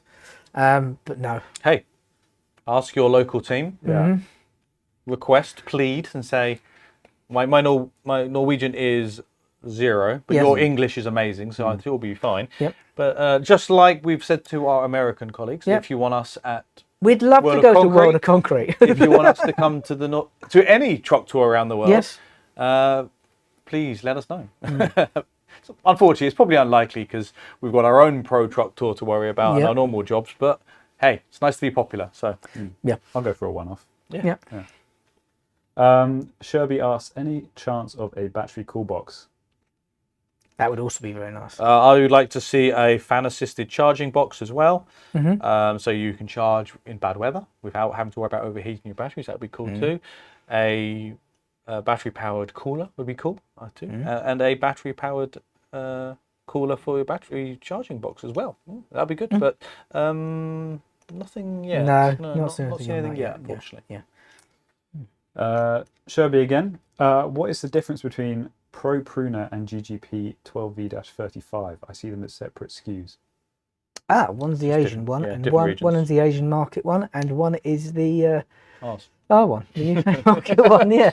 Yeah, it's just a slightly Buy the different one that's name. cheaper. There you go. It's a free bit of advice for you. Yeah. Same machine. Yeah, same machine. Yeah. So this is going back to the line laser, wherever that's gone. It's just clarifying. He was referring to having the lines as reference, not the plumb points. If you remember that bit, it was a little while ago. The vertical line doesn't go far up enough to meet the plumb point, does it? So Not well. Sometimes you'll see. oh, it does. Oh yeah, it does. Yeah. There should be enough Yeah. overlap. Yeah. It does. It's a bit faint, but it does reach it. Yeah, so it might depend on the conditions you're working with. Obviously, it won't do it below, but it definitely does it on the ceiling side. Yeah. So again, if that's answered your question, or if you were referring to the bottom, correct, won't do it at the bottom, but the top, it should. But maybe you were working in brighter conditions. It shows up here. It shows here, but and it's pretty bright in here, and it's all white, so yeah, let us know if that's answered your question. Okay. Alex is saying that they're missing an 18-volt vacuum lifter for handling tiles, glass, and metal sheets. Yeah. Or a suction cup type Yeah, thing. suction, Yeah, that'd be nice. I mean, a manual one would be nice as well. If Yeah. you could get that to the hand Yeah. tool range. Yeah, fair point. And it would be useful because we have a diamond coring machine and a rig, and that can be bolted, and it can also be vacuum sealed to a wall as well. So it'd be nice to have something that does that. Yeah. Something like a vacuum pump. Yeah, vacuum pump. Yes. Eric asks, I have a question. I have a GS16 sander. How can I still get spare parts if they are not available? I need the Velcro part. Ooh. Yeah. I'll have a look on the spare. GS16, did you say? GS16. Yes. GSS. Okay, Yeah. well, I'll have a look in a minute for you. Yeah. It depends. I mean, depending how old the machine is, we tend to keep spare parts for quite a long time. Yeah. Eventually, obviously, if it's a very old machine, I don't know if it's that old, the spare parts will then obviously no longer be in production. Let me have a look. Let me pop on our website. It's usually the best. place to Either start. that or my advice would be to drop an email to the service line and just mention that you've spoken to us on the live stream, and I'll see if I can get back to you and see if I can source one for you. I can't say I'll be able to do that 100%, but it's worth a try. Certainly worth a try. It's probably the 16A, isn't it? Let's have a look here. Yeah. Okay. Imagine if we did this as part of our live stream. We just went and fixed things for people. So was it once the backing pad? Yeah.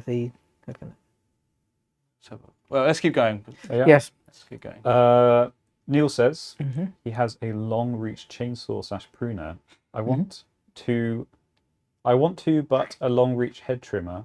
Can I buy just the head end? The handle end looks as if it's the same on both models. No, they're keyed out, unfortunately. Going forward on new models, they will be interchangeable, but for the current model that's out there on the market, no, you can't swap them over. There's different power requirements for a chainsaw and a hedge trimmer. So there are different modules and different energy requirements that are all controlled within the handle assembly. So you have to fit the correct handle to the correct head, and they're actually keyed out, so you can't connect them. So unfortunately not, no. Yeah, so unfortunately, it looks like it's discontinued those parts. Okay. It's too old, I'm afraid. But we'll see what we can find out. Maybe we can leave a comment. If you've got the part number, I mean, the fact that we're not making it anymore and we're not stocking it doesn't mean that there aren't any out there on the market on the dusty shelf somewhere, and it's just a matter of doing a little bit of searching online to find one. But yeah, I've done it before. If I find the part number now, I'll give it to you guys. But I'll go through it at the moment because it's not available on our parts diagram. Yeah, but that, like I said, that doesn't mean that it's not available somewhere. So we'll see what we can do. Yeah. The Wisconsin. This is difficult for my dyslexia, actually. Is that their name? Wisconsin Garage. Wisconsin Garage. There you go. Yeah. More than likely, this is going to be a North America question. It's quite a general one. Yeah. I mean, you might struggle with the tool name, I think. We'll see. Hello, quick question. I purchased a used GSR 18VE2-Li. Is it normal for it to run faster in one direction than the other? I know some of the older hammers did that. Because why would you want it to run fast in reverse? Was it the GSR what? GSR 18VE-2-Li. Oh, that bad boy. That's old. That's old school. So.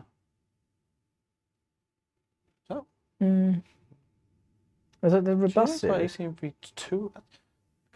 Yeah, the old 2Li. It's the predecessor to. That was the Dynamic series. Is that That used to be the Dynamic series combi. I mean, it was brushed, so maybe. I know that some of the machines back then did run faster in forward and slower in reverse. Would that be because it doesn't change the alignment of the brushes? No, it was to do with screwdriver bits camming out when you're reversing screws out of timber. So it runs slower for more control in reverse. Yeah. Not something that caught on, but yeah, I think it may have been one of those ones. I would check the user manual. They're all available online on the service website, just to see if it gives you RPM ratings for forward and reverse, and see if they're the same. Obviously, you got a fault. If they're different, it's normal. Yeah, that was the original robust series, wasn't it? That was the. Isn't it the VEs made it? Anyway, we're going to go super nerdy there. Yeah, that was a good. Oh gosh, good 12 years ago. That one. It's an older machine. That one. Yeah, cool. Glad to hear it's still working strong. Yeah. Okay. Ollie. Strong machine. Yeah, a couple more. Ock94 asks, "Hi gents, what is the benefit of going for the new version of the hedge trimmer? Where do I see the performance gain? Cheers." The new hedge trimmer. I mean, there's only the two hedge trimmers with just a change in bar length. Yeah. If this is the one we're talking about, was it 60 and 50? Yeah. It's mostly a price point thing, if I'm being honest with you, and also a little bit smaller and a bit more compact if you don't need the extra length. Yeah. So you won't necessarily see any actual performance benefit other than you've got a larger cutting area, isn't it? If I remember correctly, or am I remembering correctly that they changed the? Did they change the flywheel design on this one? No, that's something else. Yeah, that's something else. Something else. Yes. Yeah. Hey, it's been a long day. Long day. Woo! Yeah. That was close, guys. Yeah. Something else. Something else entirely. The low level, I believe.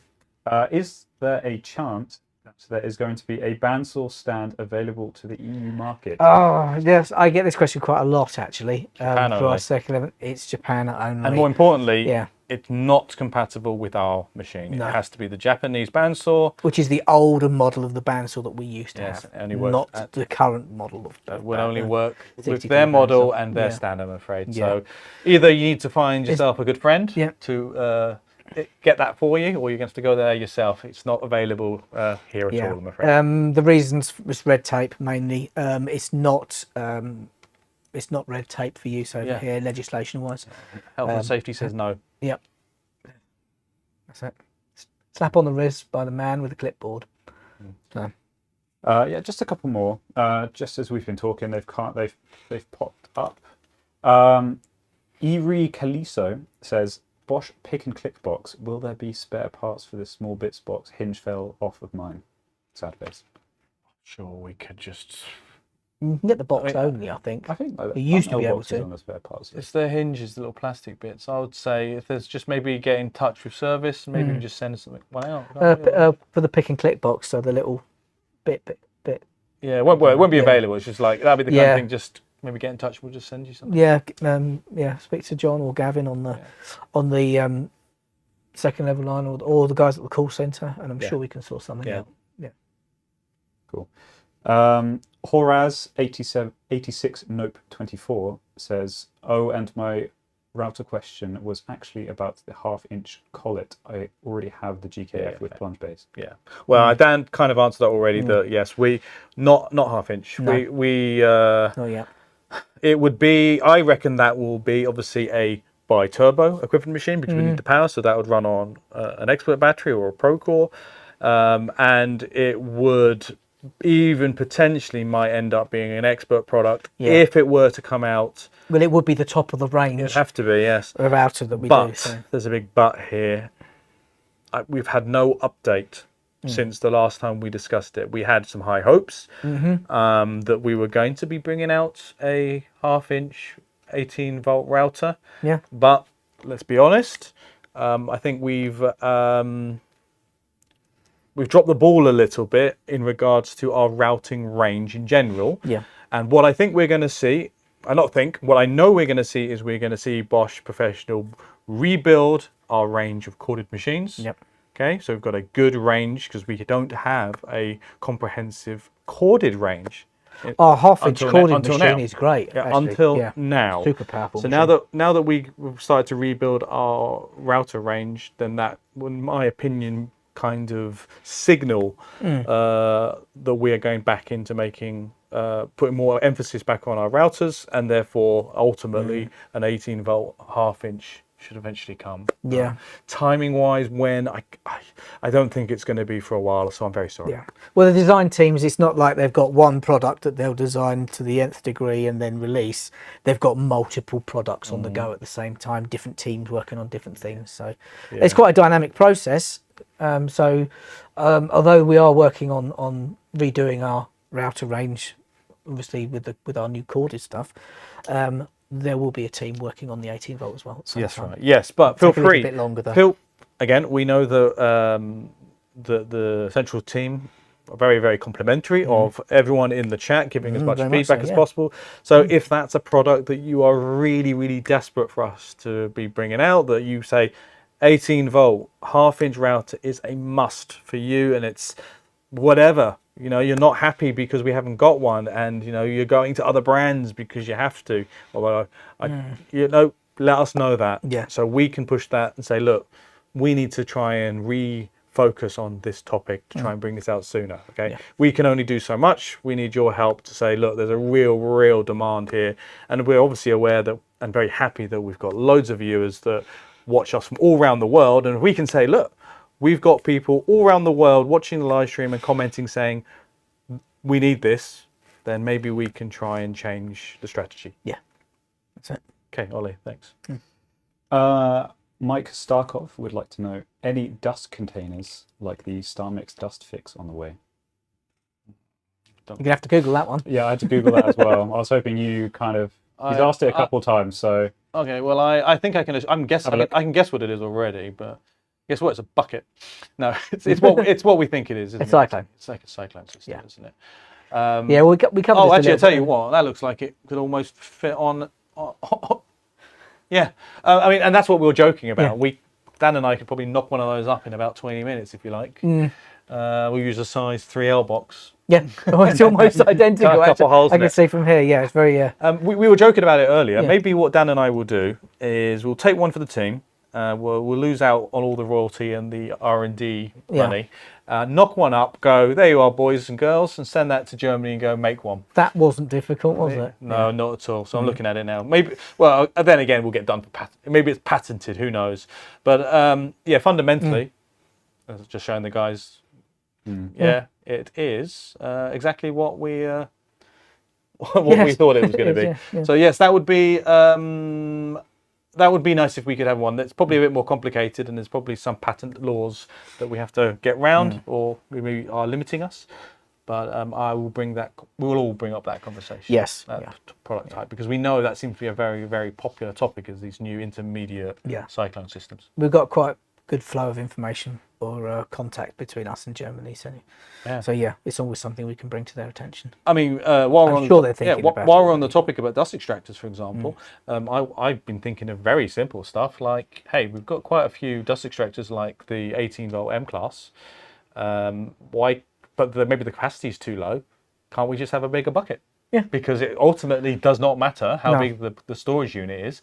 And obviously a bigger bucket means there's less dust that is getting stuck onto, if the bucket's deeper, then less of the finer dust is going to get stuck onto the filter. Yep. So you need to clean it less. So for those people who want or need an 18-volt dust extraction solution, but actually the size isn't the problem, it's actually the problem is that they want bigger, why can't we just have a bigger bucket? Yeah. Not bad idea. Or why can't we just have a way of adapting that to fit on an L-BOXX, for example, so we can have as big a container as you want, just an adapter plate to put the main motor unit onto an extractor. I'm sure it's more complicated than that. That's why I'm a product trainer and not an engineer. But I've asked lots of these questions, and we'll see. We've got some guy in the chat called Rob Harvey. Oh no, not Rob Harvey. I was thinking, Who let him in the chat? Ban him. Ban him. Yeah, but he's not relevant anymore. Yeah. Apparently he's getting married. Oh, Yeah. Oh. that's lame. Not sure if it's been mentioned in any one of the previous mini live streams, but is there going to be an updated 12-volt mini saw thingy? Mini saw He thingy. never learnt the fancy Bosch code for it, apparently. Of course he did, he's lying. But mini saw thingy. He probably wants to know if we're going to bring out a updated brushless GKS 12. Interestingly, the Dremel one, I believe, is brushless. Or the Dremel tool that's very similar is I brushless. see some people in the comments saying that, actually, and recommending. It's the same 12-volt battery. So. It's very similar. Actually, it's got a bit of a tougher base on it as well. It's got an alloy base. And it's got a laser as And well. it's got a laser built in. Yes, but it's not. But this is not a Dremel live stream. But it's also, but also it's not as powerful. It is. It's It's been Dremel slower. for a reason. Yeah, it's been slow. So yes, I think the 12-volt saw thingy, which is currently the GKS 12V-26. It would be great if that was brushless. Yes, it would. I'd also actually quite like to see a brushless 12-volt multi-tool as well. That would be quite nice. Would it be too much to ask to be GX compatible as well for a laugh? Maybe a mini. Oh, yeah, mini. How about a mini? How about a mini FSNX? GX FSNX? Yeah. Yes, I think so. I think there's a few products that could do with an update, and I know there are plenty of people, even in the chat. I know Marcus Horn, for example, is a big. Actually, there's quite a few people in the chat, not only just Marcus, that are absolutely lovers of that little circular saw. Why? It's all you need to cut a single sheet of anything, right? And it's really small and compact. Just does the job. Having a brushless one, hey, why not? Yeah, why not? Absolutely. Yeah. So Yeah. hopefully that answered your question, Rob, which is we agree, Yeah. but we don't know. That's all. Yeah, that's mostly it for now. Just a couple things I'd just like to say. I am trying my best to get as many questions in as possible, but obviously they are flying by. It's relentless. It's relentless. So if I miss some, I'm sorry. Some I'm not bringing up because we've answered them in previous live streams, or we've the topic's kind of been Or he doesn't like you. said to dead, or maybe I just don't like you. Maybe that's just what it is. Pick a better name. Have a name that my dyslexia can read. Oh, there's a question here. Which, Ollie's the best, apparently. Oh, we should read that. No, that's a great one. Yeah, That's definitely read that one. Yes, you Thought I need, deleted that you need one. to change your username to Ollie's obviously the best something. Yeah. 65. Yeah. And he'll definitely read out your questions then. But that's fair enough. Ollie's made a very valid point. There's a lot of questions going on. The chat's looking pretty good, but we don't mean to miss any. And we're not picking. No. We're not trying to be mean. We just sometimes can't see everything. Yeah. And obviously, some of them we obviously can't answer, like availability in different countries. Unfortunately, we're in the UK, and it's obviously something that is cropping up on the YouTube channel quite a bit. That I'm having to negotiate a little bit. Is that people are asking when it's available in different countries, and unfortunately, I don't know. So The different countries have their own marketing teams, funnily enough. unfortunately, Regarding that sort of thing, it's they're just not doing as good of a job as we are. subtle. So Don't tiptoe around it, will you? no, absolutely not. But yeah, I'm working on a solution for that. So we'll see going forward. But yeah. Yeah, look, I'm seeing that there's some examples like there's a Mafel mini saw as well. So, hey, I wasn't joking. I think it would actually be a really good idea to have it. And as you can see there, Mafel have already got something. I'll look it up in a minute. The KSS40, for example. Yeah, I think we are we're missing a trick here with something as simple as an update to those, just these small, handy professional tools. They are lifesavers for many people out there. Yeah. So I want to see a new 12-volt multi-tool. Yeah, that's what I was saying about. Yeah, yeah, exactly. I want a to see brushless one. exactly, brushless and also quick release. That's what I want to see, to be honest. But we can't have everything we want, but we can put unrelenting pressure on the product teams. Yes. Really, really annoying. And there's one thing that Dan and I are well known for over in Germany, and that's being troublemakers. really, really annoying. Sometimes we're going to have, we won't be invited back at this rate. We'll see. It's okay. I know where they live. Right. So let's get on to some more questions, shall we? So. Alistair Brown, 9698. Bring the 18-volt rear-handled saw, please. We wish we could. We were going to. We were this far away from bringing it This down. is what I was saying before about regional differences and tool requirements. Over in the States, yes, the worm drive style saws Just long handle, are incredibly popular.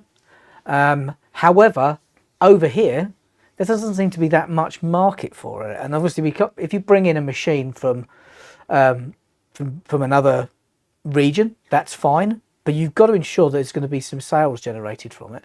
And if the numbers don't match up, then it doesn't make sense. But financially. generally, we were this close to bringing it out, and that actually doesn't mean we never will bring it out. It's just at the time that decisions were made by the portfolio manager that said, Dan points out, we just don't have enough market research to that would warrant bringing that one specific machine to the UK. But we were so close to it. Interestingly, I mean, we'll go online and we order stuff from all over the world. There's no reason why you couldn't purchase it and have it shipped over, for instance. The batteries are the same, and the chargers over here work on your batteries, so pop it in the machine and it will work absolutely fine. They're all working on the same 18-volt battery platform. So if you really wanted one, I'm sure you could find a way to get it. Yeah, but Alistair, I would like to know, if you don't mind, if you're watching the live, it would be really nice to know why specifically that you would like a rear-handed saw. Is it preference? Is it due to the specific way that you work? Because I know there are reasons why the American market, partly the way they get their material delivered, and the way that they cut it, means that's why they like the rear-handle worm drive and worm drive style saws. Be very curious to know why you would like it personally. Just out of my personal curiosity, to be honest. Okay, Mike Starkov. Will there be a brushless version of the Pro GSB 162-2 RE? I mean, that's a corded machine. Yeah, that's the machine we use for core drilling. Yes, that's right. So maybe a brushless version of the... Well, actually, okay, no, I misread it. Maybe he just wants an updated brushless machine, but corded. So unlikely, three-phased, corded core drill. Answer firstly is not seen anything on the roadmap for a brushless version of that. If you mean a brushless cordless version of that, I've not seen anything for that either. If you mean, are we going to bring a pro version out of the EX DB, which is our expert diamond boring machine, our diamond core machine, the 2x18-volt one, the 182. 18V2-182. Are we going to bring a pro version of that out? Maybe we are. Maybe we're not. I thought for a minute there I'd seen something Chris hadn't. No, nothing gets past me. Nothing gets past him. But yes, I think it would be wise for us to have alternative diamond coring machines. It's not going to be something like the GSB 162-2 RE, if that's what you're asking for, a brushless version of that. But we are looking to make sure that we are going to have more products in the diamond coring range. I don't see the 162-2 RE going anywhere currently because it's a very well-respected machine. It's been out on the market for quite some time. But brushless, if it's corded and brushless, it's unlikely. Well, we updated the GSH 11, didn't we? The E. We've turned to a newer machine, but it's still brushed. Yes, exactly. So we haven't gone brushless with corded. Yeah, really. we only have one. Well, we don't have it in the UK, but there's at the moment only one brushless three-phase corded machine in the market from us, and it's a I think it's a 3,000 watt large angle grinder. The weight of a series wound motor, because it's a series wound motor instead of a standard armature and field assembly, it's considerably heavier Yes, that's right. than the lighter. But absolutely unstoppable. Absolutely unstoppable. But, yes. Yeah. But no, Mike. Unfortunately, I've not seen anything. That was the hurricane they called that, didn't they? Mate, yeah, I've not seen anything. I've not seen anything that's going to be updating the current GSB 162. Okay, so Poptartftwszz. Right, where are you going with that? Yeah. Well, I'm gonna start abbreviating people's names soon because it's just easier. Regarding the GTP, so it's the transfer pump, the water pump, or Transfer pump. Transfer pump. 18V-28. Good to use on water heaters. That's a question. Is it? I guess. Is it good to use If on you water were heaters? using it draining water heaters, yes, it's fine. I would suggest an inline filter. Correct. Yeah. Obviously, if you're draining immersion tanks or something like that, then you've got maybe a bit of lime scale, a bit of corrosion in there of the copper cylinder. Then yes, I would advise an inline filter. But yeah. Yeah, we specified that our transfer pumps are designed for clean water. Yeah. We know there's no such thing in in anyone's trade, but yes, put an appropriate filter on it as a precaution. If it is being used in dirty conditions with or without a filter, it's not what we recommend. But luckily, the rubber impellers are a spare part and can be replaced if the addition, if you're using it in material that is causing additional wear. Then that's probably just bear that in mind. That's all I can say. Well, you can keep an eye on it because the side of the pump with the impeller is clear, so you can see exactly what's going on in there while you're working. Okay, what's this? Ryan Olden. This is asking about the first fix nailer, the EXNH 18V-90MR. It will apply to the MD as well. Can it be refilled with compressed air instead of nitrogen? Yes. Yes.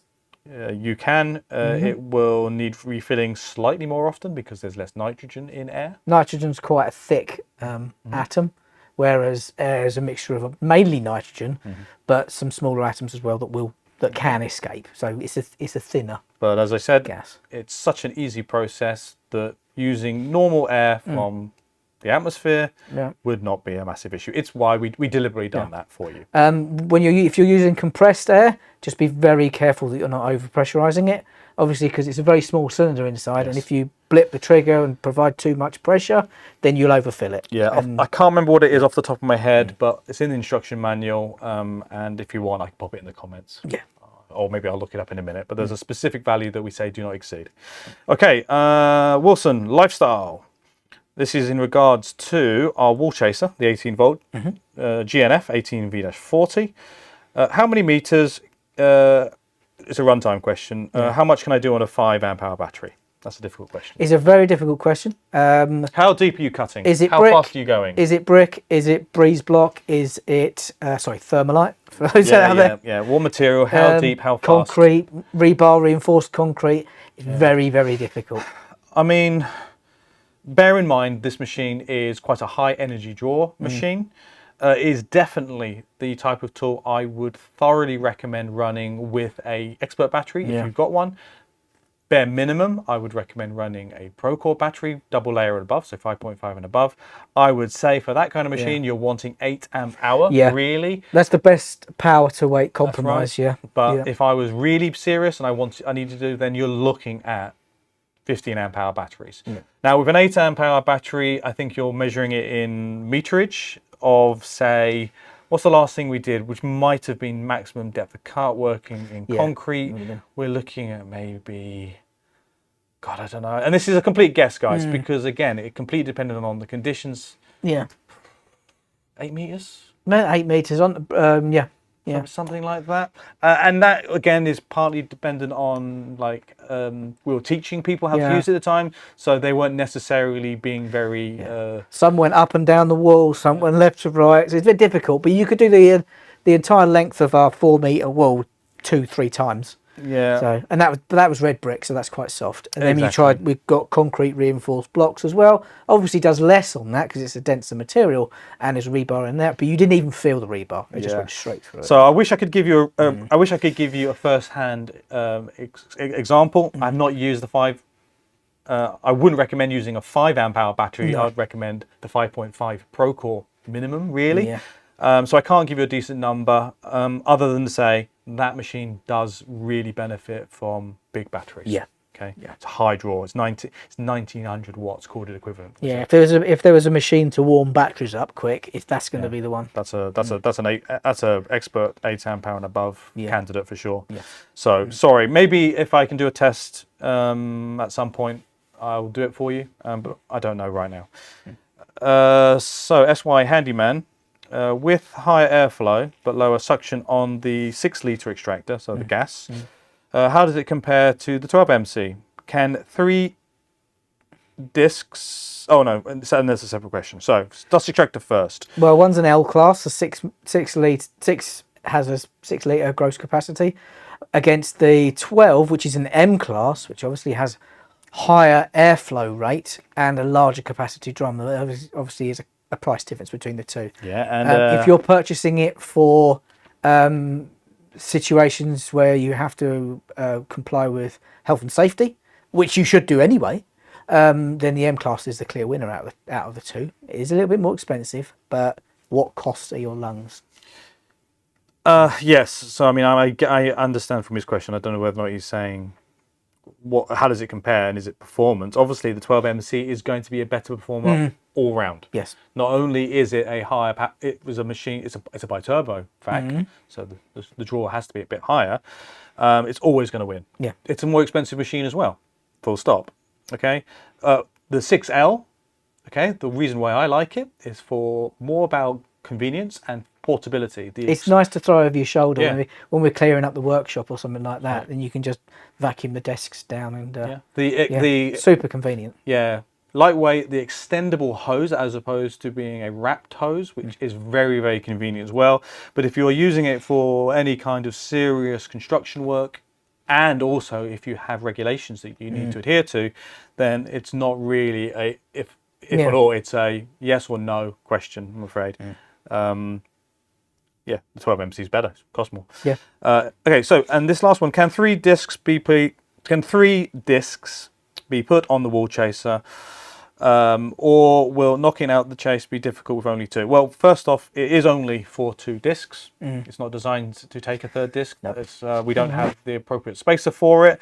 It is something we could obviously make by making spacers to accommodate a 3rd disc. However, the machine is already 1900 watts for the battery powered one, and that's quite a lot of draw. Adding a 3rd blade would probably,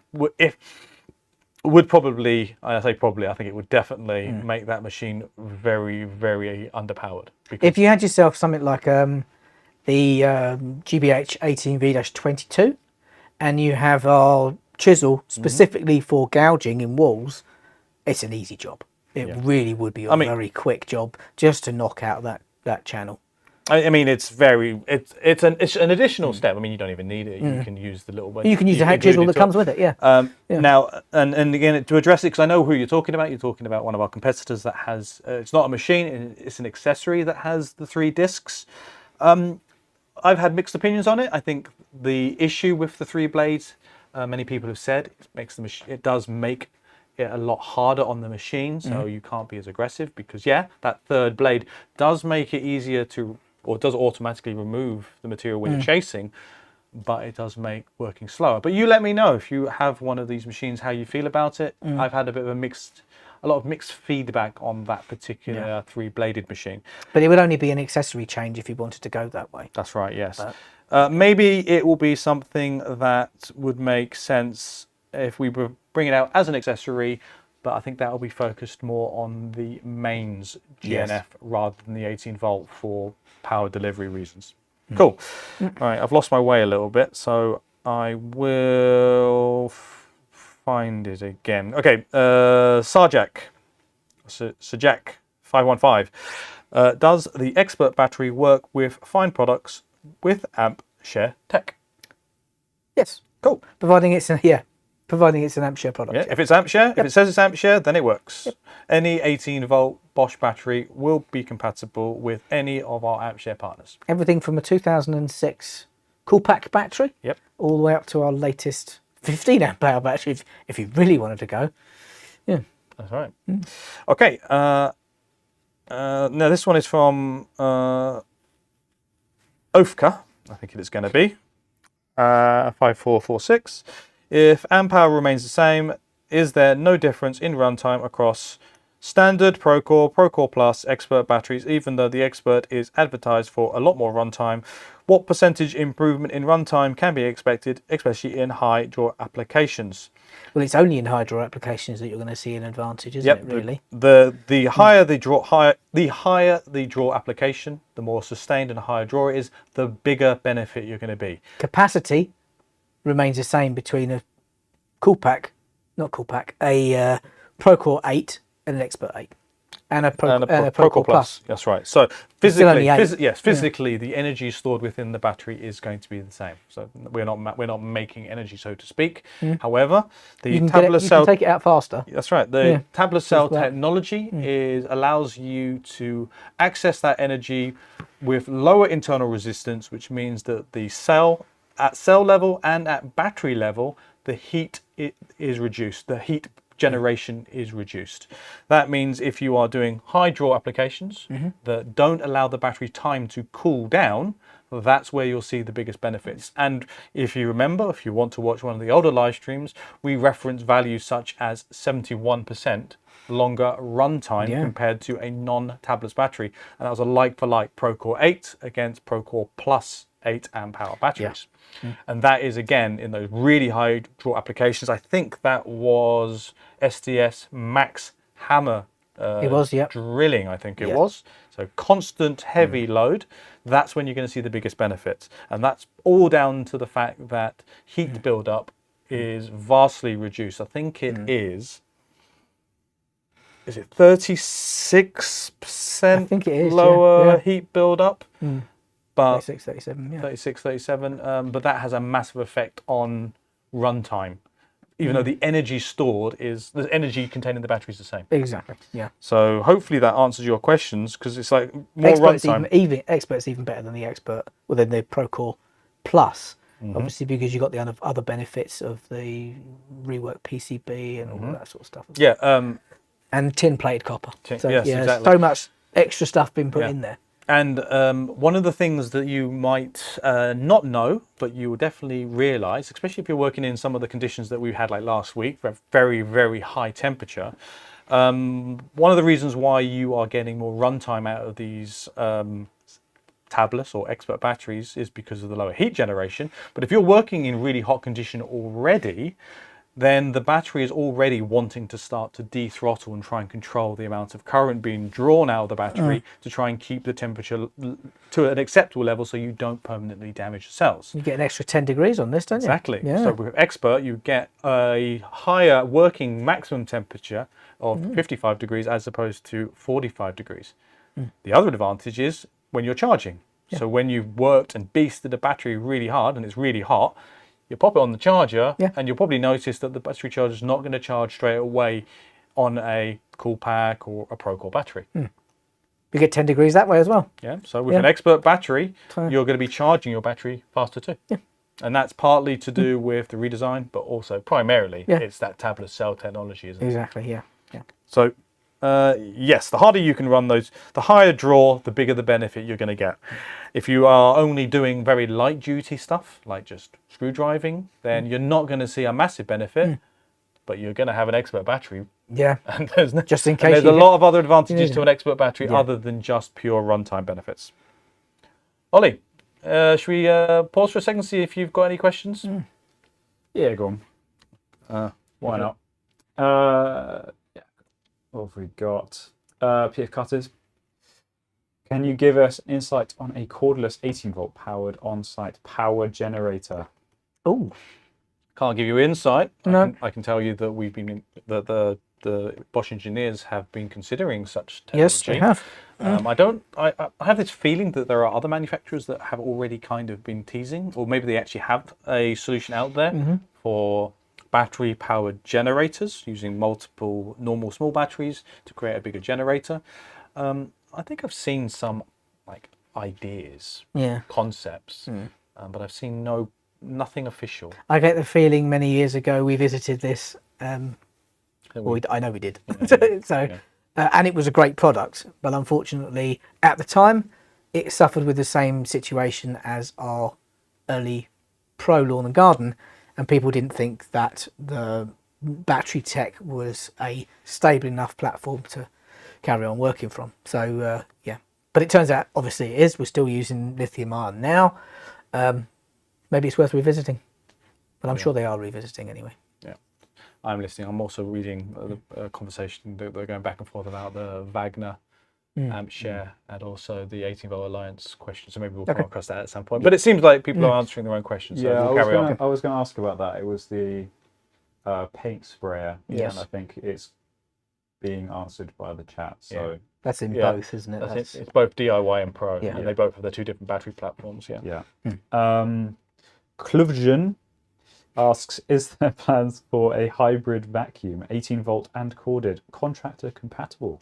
Hey, it would be nice to have a few tools that are hybrid power. Personally, at the moment we've only really got a light that's hybrid power, which is our area light, the GALA 18VH. 7,500. Yes. Oh, I'm doing well for 7 p.m. That's one of the only things that are dual powered. But I think what I would like to see is a battery adapter, battery with a cable, basically, isn't it? A battery adapter to convert a cordless tool into a mains tool. I know it's more complicated than that, but it would be nice to see that. We've not seen anything, have we? No, not at all. Sorry. We've done some weird, wacky stuff in the past, but I think it must involve quite expensive PCBs and electronics that might make it not as affordable as users want it to be in order to work correctly. There are easy ways I've seen ways that you can do it, but they're not ways that I'd recommend it because ultimately you'll damage the tools because you're using cheap electronics. It's a bit more complicated than just sticking a cable on a battery. Do you remember the vacuum powered sander? No, luckily. It was it was a box. It was a DIY product. It was a box, so you plugged it in and it had a vacuum motor inside it. Oh okay, I see. Yeah. And then that would turn a turbine in the sander, which would also lift the dust and collect it in the box. Yeah, it didn't take off. It didn't take off. It was an interesting concept. It literally didn't and we take tried off. it, but it didn't take off at all. Or literally, yeah. Like I said, we've done some wacky stuff. Yes, that's right. Okay, the username is way too much. I'm sorry. I'm going to go off the first 4 letters. Vish asks, new product, cable fishing tool, 12 or 18 volt. A fish tape type machine. Who knows? Who knows? Who knows? Who knows? Who knows? Now we have an AmpShare partner, Rothenberger, who obviously run on the same battery platform as us, and maybe we've been able to negotiate some. Maybe we've learned some things from them. Yeah. Maybe we're not. Maybe we're thinking about developing our own. Who knows? Stay tuned. Thinking about it. Thinking about it. Okay, yeah, Ollie. That low level asks, is there a way to re-zero the FSN-X rail? The one I have doesn't quite cut 90 degrees when set to the 0 detent out of the box, and the Allen bolt on the fixed peg doesn't allow for enough adjustment. I would get in touch with service about that. So if it's not user adjustable, then there's obviously something there that's not quite right, and we get it collected, we'll get it sorted for you. Yeah, because it's a detent on 0, so if the detent's in the wrong place and it's not bring it in. Le Faucheur 7708. Yeah. He says, or they say, any new 18-volt brushless right angle impact wrench foreseen in the coming year would be great for automotive. Stay tuned. Oh, it's just on the other side of that wall. No, we don't know anything about it. I don't think about it. No. Stay tuned, ladies Yeah. and gents. I think we'll keep going. Yep. Morris Getman 287. Any 12-volt cork guns coming? No. Corking's not a big product for us. We've got No, the 18-volt one. We've got the sausage 12 gun, volt. and we've got the other one. You've got some. Is it, no, You and your sausage gun. it's a sausage gun, and we've also got the standard disposable tube one. Yeah. So 12 volt. 12 volt. I mean, yeah, it'd be a nice idea. I haven't seen any plans on it. It's not a big seller for us, especially in the UK. The 18-volt one. I've used. You know, I say that I've used it. The one that we've got has been well used purely by me. did your bathroom, didn't I you? did everything. I've done my entire house. Did my porch. There's my no sharp bathroom. edges on anything now. Partly because I'm happy to admit that I am useless with a manual corking gun. And this... it can be tricky. It can to be, be fair. but it definitely made my life a lot easier using the 18-volt one. A 12-volt one would be nice. I've not seen anything. No. Sander asks, that's why you have BITURBO brushless machines, don't we? What's the point then for expert batteries if it's hard on the machine? I think this was in response to something we were talking about a bit earlier. What's the point of the expert batteries if they're hard on the machine? Yeah. It's not hard on the machine. That's what you need. That's what you need. You need the reality is the application needs a lot of power. In order to create the power, you need a big BITURBO equivalent motor to drive a big powerful motor. You need a big powerful energy source, and depending on what the application is, then the battery needs to keep up with that. Of course, that's all it is. We're trying to with all these BITURBO. There's these conversations about BITURBO and high-powered batteries. All of these are ways that we are trying to replace or bring cordless alternatives to what would traditionally have always been a 240-volt mains machine, where you have essentially unlimited power to pull upon. And you need to have a battery that is able to try and compensate for mains power, aren't you? So I think I understand the question, but it's not hard on the machine. It's it's not that at all. Not at all. It's not hard on anything. It's if anything, the machine's hard on the batteries. If I've read that But the right. batteries are built specifically to take punishment. Yeah, we built the battery specifically for that punishment. Yeah. And then we've slapped a 5-year warranty on them as well. So yeah, we trust in our product. Cool. We've got a couple late arrivals, so welcome everyone who's joining now. Old Bill is asking, just tuning in, love the channel, 2 questions. Where can I get myself one of them snazzy Bosch jackets you've been sporting recently in previous videos? In the last live stream over the PROTruck Tour? Well, I think we have one here. I don't think we don't have one here. No. I don't know if we are still planning on potentially giving one out as part of one of the truck tours. It's still on the... Yeah. I think it's still something that we have been asking the team to see whether or not we could make it a prize of some kind. Yeah. But you can't buy them, unfortunately. They're limited edition. Very limited edition, yeah. Maybe if you come to one of the last truck tours, you can bribe me heavily and I can lose my one. How's that? Oh, no. We'll find out. If they're really popular, maybe we should try and get them out as merch. Yeah. Workwear, yeah? Where's the couple- workwear? Yeah, there's been a couple comments I've seen of people asking for them. Cool.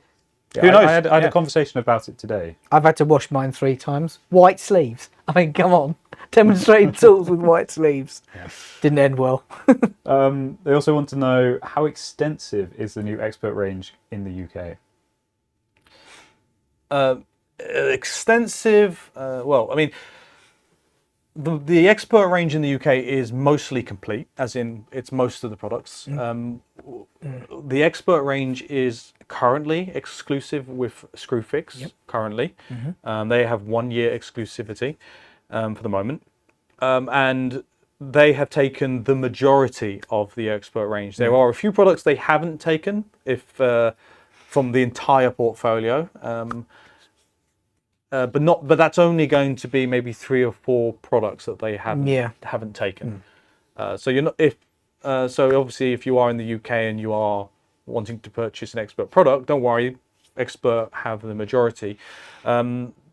There are going to be more products being launched and are being launched. I'm not sure whether or not at this point, whether or not the entirety of the Expert measuring tool range are launch of Screwfix yet. So that might be something we can find out for you, or again, you can just double check by visiting your local Screwfix or pop it on their website to see what range they've got.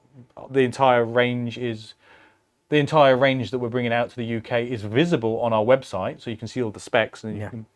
But I'll see if I can find out the answer. Maybe we can answer that as a question to say what's available currently. But it should be the majority of the global products. Yeah. If that makes sense. Yeah. We are planning on bringing some more products out, hopefully before the end of the year as well.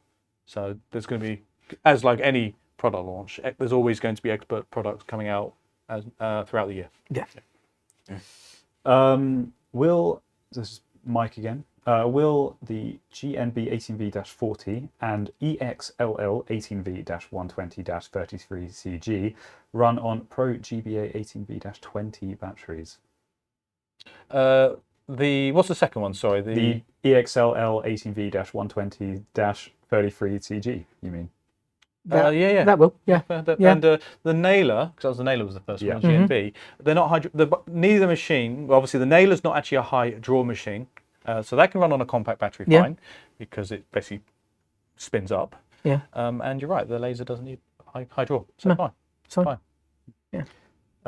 Just Kurt wants to know where he can buy that hoodie. You can't buy this one. This one's illegal merch technically, but you can win that one soon at some point. Yes. At some point, you'll be able to win this. We're doing keep an eye on our Instagram. Maybe not that one, because maybe not that one. I might be having that one. Yeah, that one. One like this. One like that. You can get the hoodie, the t-shirts, socks, bottle. Hey, socks are good. Stickers.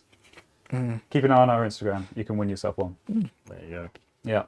I've lost where I am now. Cork gun. We've already kind of talked about the cork gun, haven't we? Do you want to pick up? Yeah, just keep going. Okay, so I'll answer a few while Ollie finds his where he got left off. What we might do soon is we're going to start rolling into the quickfire. Why? Because I have got... Good luck with that one. I have got at least another 2 pages of questions, and it's been a long day, and I'm always hungry. So we will start to speed up a little bit. Yes. Okay, I've got last couple on here. Oh, yeah, go on. Yeah, and then we're good He's to go. found his place, Yeah. Ball would like to know, are the Bosch industrial tools much better? I love these questions. Much better. They are specialist tools. Yes. So if you need a specialist tool, then they are much better. If you need a product that has plus and minus 15% torque tolerance as standard, then they're much better. If you need a product that has up to 1 million trigger pulls, thanks to a hole switch, then they're much better. Yeah. If you want something that's got Gucci cool points, they're not cool. No. They don't have as much rubberized material. They are specialist products. If you need machines that are super high torque, they're not for you. Yeah. These are products that are designed for the types of tasks that require accuracy, longevity, and precision for a small number of select tasks.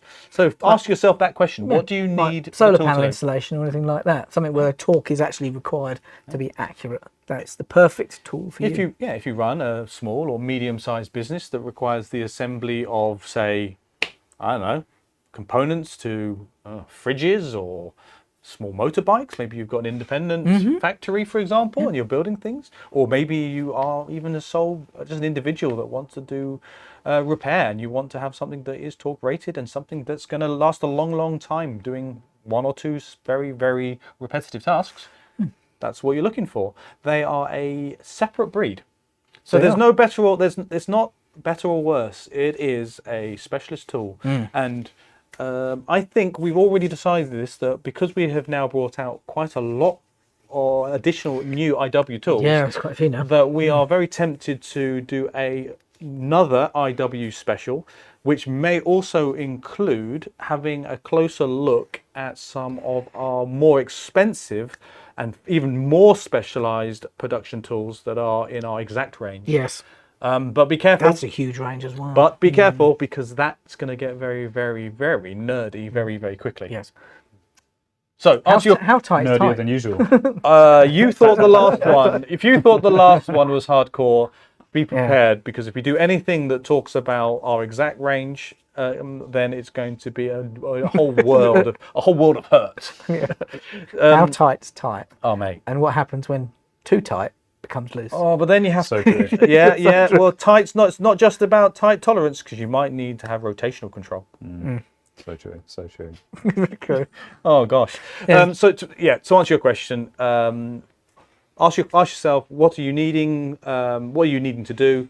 And find out whether or not an IW tool might be the one for you, depending on really, really tight torque tolerances to a certain level. But you'll see in our range that we have started off with tools that are torque tolerant to very, very low levels of like 1.6 Newton meters, for example, all the way up to, I'm trying to think of what the highest torque tolerance we've got. I think it's like 650. 650 is the rule The hardest hard torque impact on that, wrench that we've got at the moment, and obviously a lot of things in between.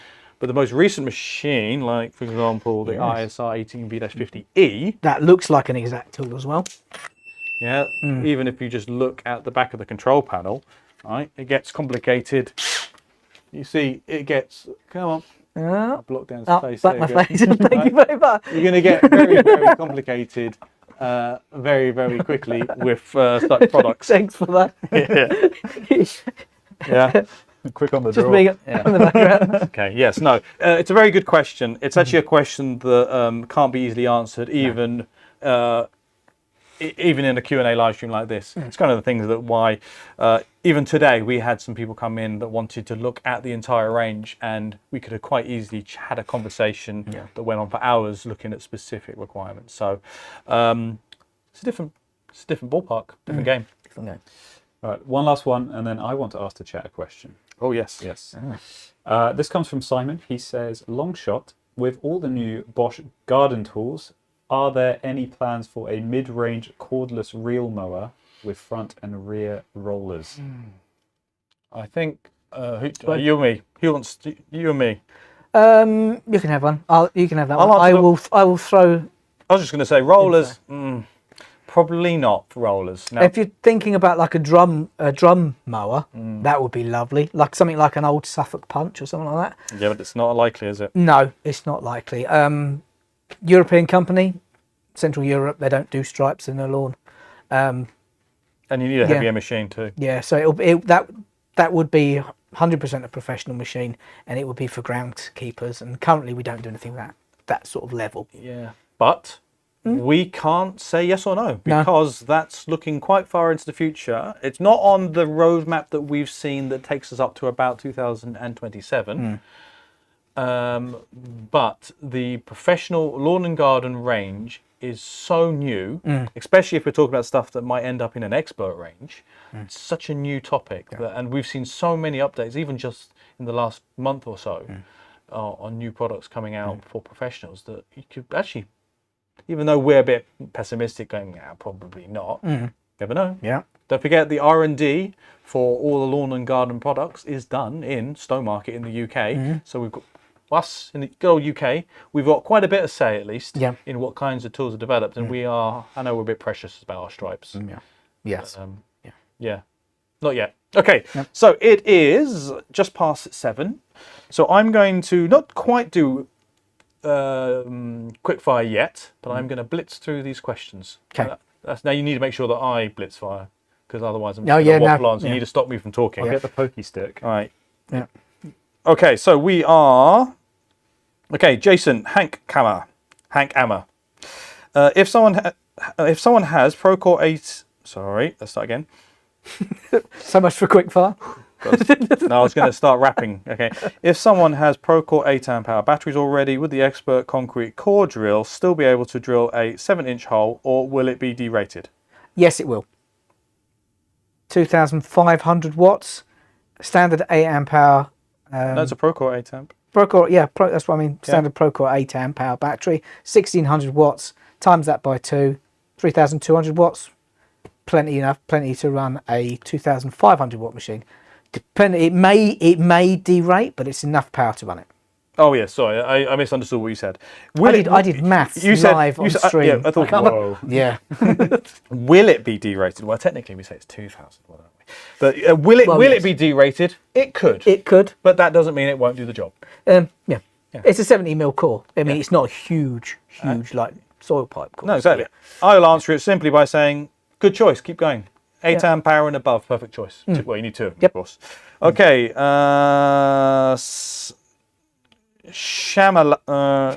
Sorry. Shumayal. Yeah.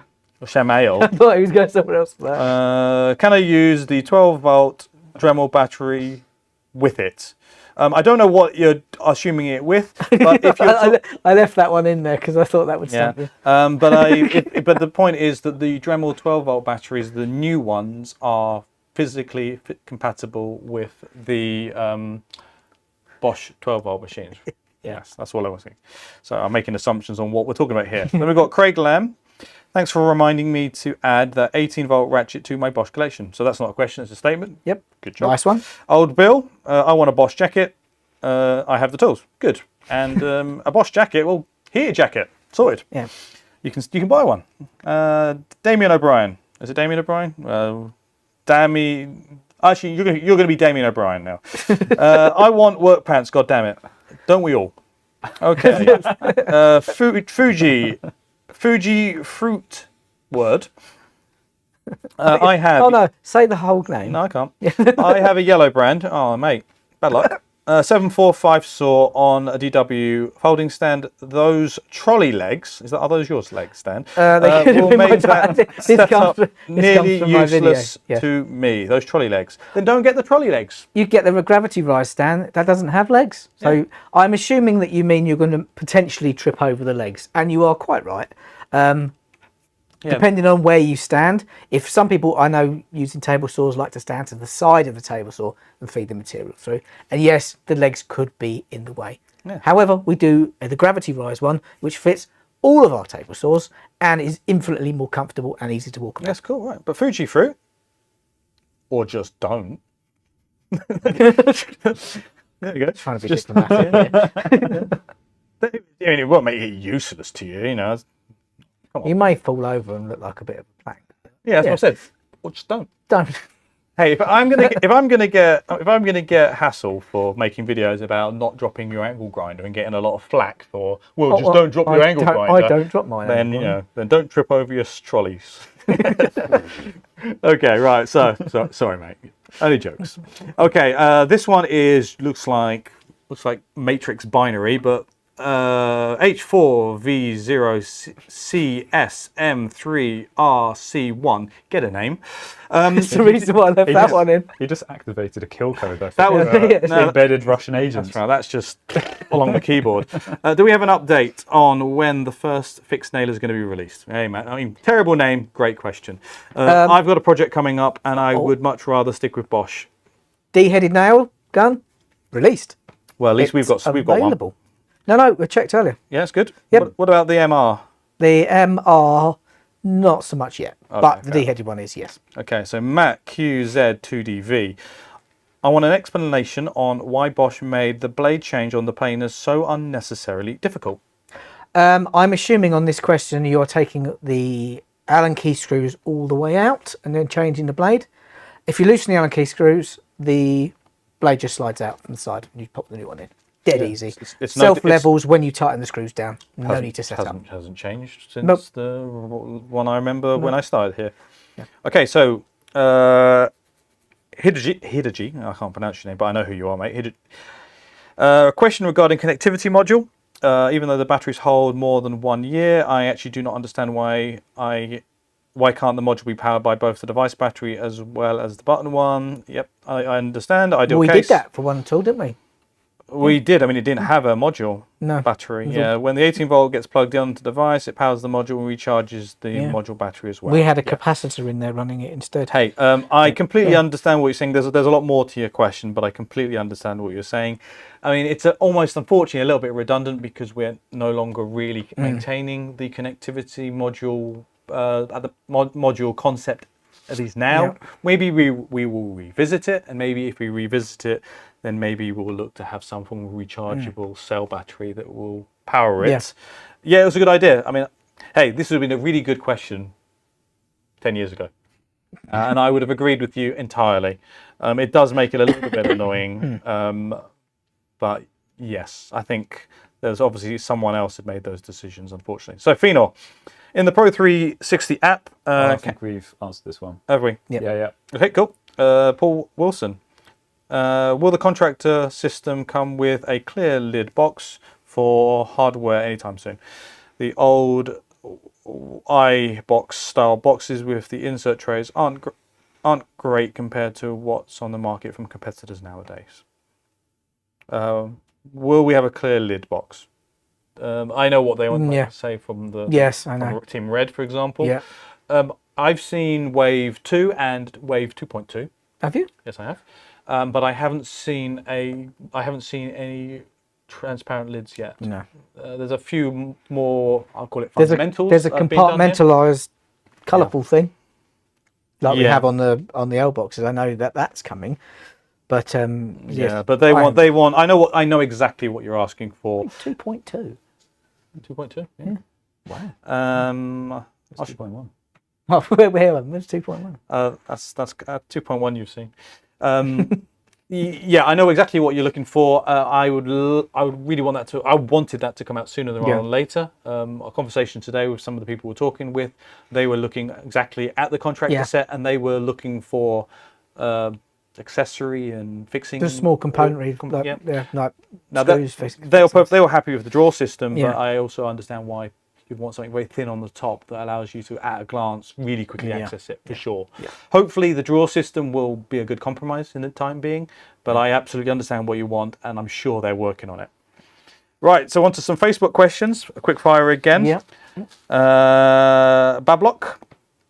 Hi, are there any improvements on the GDX 18V-285 collars, which I assume you mean the tool holder? There are no improvements. At the moment, we're not aware that there is a fundamental issue with the tool holder. This could be down to the fact that they're a solid plastic rather than the previous models, which had almost like a latex cover on them. So they We're were talking softer about the grip. actual Yeah, red ring Yeah, as opposed to the tool holder. I think so. Okay. At the moment, there's been no indication there's an issue. Yeah, exactly. There's not been any So indication if that that's there's an issue. if you are saying that's if anyone else in the chat wants to say that there's an issue, then we will raise that with the Yeah, team. pop it in the chat. Yeah. Andy Mason is asking about the Expert Tacker, the EXTH 18V-50M. Does it have a bump fire mode? It's an M. Yes. Yeah. Rather than pulling the trigger, yeah, it's fine. Yeah. Yeah, it is a bump fire. There is a video somewhere, hopefully, that Dan and I did in Germany, where we showed the bump fire mode on that machine, and yes, it definitely does. If you don't believe us, we'll do a video. We have. We're going to go grab one, and just do it now. But no wood. Did we not? We didn't have any staples when we showed it. No. Yeah, that's No, right. we've that's got right. staples now. So, yeah. Okay, from Bobby Catterall. Is the GOP 18V30 Starlock only? Starlock and Starlock Plus. Yes. Okay, Sylvester. Or is it Sylvester? Is it really that loud? I hope Bosch would make a 57 decibel model. This is going to be the compressor. The compressor, yes. Oh, this is all about the new compressor. I think this was on the video where I started a drowned you controversy. out with the compressor. It's a joke. It was a joke. Yeah, we hammed up the was volume of the funny. compressor. I am being so polite. I can easily exceed 130 decibels. Yes. These guys know. I'm partially deaf too. I used to be a drummer. I can't be drowned out. I had it running next to me, having conversations with customers on the truck tour. It really is not loud. Not at all. We at the time we had a marketing sample which didn't have the decibel reading on it. I think you looked it up for us, didn't you, Ollie? And it was. I mean, we recommend hearing protection. Obviously, it's not loud. Not to someone who's deaf like me. If you listen closely, you can hear Chris not saying words. Okay, Leon Joyce asks, when is the Expert Detect 18V-200-17 out? Now. Well, the Expert product is launched. However, we want to double check whether or not Screwfix are listing it yet. Yes, that's very true. Yeah. I will before this live stream ends, I'll have a quick look and see whether or not they are selling it. Obviously, the product's launched. Screwfix sometimes take a little longer to list products. Yes, they are a bit slow sometimes. To do that, just but because that's of the just way their system works. That's the way they're structured. Yeah. However, it is the product has been globally launched. Aiden Ulph is asking, release first fix nail gun statement correct? Yes, one has already been released. Yes, the MR will be coming soon. We promise. Yes. Peter Weichert, 18-volt professional fan. Had this conversation as well today. Yes, please. Yes, please. Maybe. James Nicholson. Will there be a multi-tool that takes OIS. OIS blades? This will be stepping back to an inferior system, I have to say. Because we moved away from OIS because and a lot of the other companies out there have issues with pins breaking off with OIS. So we developed Starlock along with Fein. But our Starlock blades also have the holes in for OIS. You're so the polite. blades are backwards compatible. That is so polite. The question is, will there be a multi-tool that takes OIS blades? Oh, this? No. No. Sure. I didn't realise this is rapid fire. No. It's kind of rapid fire. And you're so polite because I was going to say, no, we did that and moved on. Exactly, yeah. We did that. No. Obviously, Fein, in conjunction with Bosch, invented the OIS system, and we've improved it now. So, come on. Far better energy transfer through a Starlock blade. So much better. We learned from our mistakes. PF Cutters on Facebook says, you need a bigger 18-volt tractor type mower. When are we getting one? Wow. I like a ride on as well, but I don't think you're going to get that. I mean, if anyone has ever seen the memes that came out of World of Concrete a few years ago with a competitor's version of a sit-on mower, 18-volt. The one that, the one that may or may not have burst into flames, you might see the reason why there's been a bit of a delay on any manufacturer wanting to develop that one due to bad publicity. I'd have to ask PF Cutters, what sort of incline are you mowing? Yeah. If you need tracks on a mower. Oh my God. Okay, Dean's BS. When are you releasing screw boxes or other stuff for it? Yes, Contractor. Yeah. Yep. Need more to go on my L-BOXX system. Again, Wave 2 and 2.2 apparently. 2.20. Well, not screw boxes. You're going to get dividers. That's what we're looking at. Yeah. Screw boxes would be nice, but that kind of is very similar to the guy who asked for the transparent contractor box, those kinds of things. Let's hope it's going to come soon. Fingers crossed it's going to be next year. Okay. Where have we got here? Jay McGuire. We need moisture meter updates. Do you need moisture meter on how moist Dan is, or do you just need updates? Have you not been watching my episodes of How Moist? Yeah, there will be more moisture updates. I think there's some scheduled for a couple weeks' time. Some more episodes of How Moist. Some more episodes of How Moist in the Wild edition. Oh, no, you got the In the Wild edition. Okay, right. Okay. Yes. But yeah, there will be no doubt additions to the ambient temperature and moisture meter range going forwards. I would say we have a very comprehensive range already. We launched with a really good assortment of machines. Yeah. However, I would maybe caveat that by saying, because it's quite a comprehensive range of tools, I wouldn't expect too quick an update, because if there are specific tools that you're looking for, then they might be quite specialist, and that might be something that might take a little while before we start venturing into. We had someone come in, for instance, who had a specific machine for measuring moisture in concrete floors, which was a wheeled unit, like a push along unit. That's a very specific product. As an example, I was very fortunate that I got to speak to one of the product managers in regards to that category of tools when they were in the UK recently, and I asked them whether or not they could bring out a moisture meter that also had a K-probe port, so we could use it for some of the K-probes that we've got here, but on a moisture meter as opposed to a infrared scanner, for example. So that could be really useful if you are wanting to drill a hole in a wall, for example, to take a deeper moisture meter instead of having to use the pin or a pad version. So and that was well received. There's moisture meters as well, where you can take a sample of a material and put it into the machine, and it will read the moisture as well. So yeah, but there's many different ways that it can go. But yeah, watch this space. If you want to find out about it, here's going to be the place you're going to. That's right. Yeah, see it good first. point. Exactly. If you want to find out more, watch the live streams. Okay. T-Prior. When are you going to bring out an 18-volt half-inch router? Unfortunately, we've answered that one. That one. We wish it would be soon, but it's not going to be anytime soon, I'm afraid. Well, definitely not this year, and probably not next year. Yeah. Okay, we've got JLUX Auto...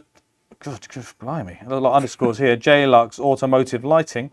When are you bringing out a soldering iron? 18-volt or 12-volt? Over to you, Dan.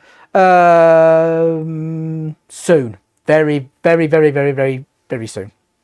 Yeah. And I'm really looking forward to them because I've been a We get some mechanic and auto electrician. in sync noses. Yes.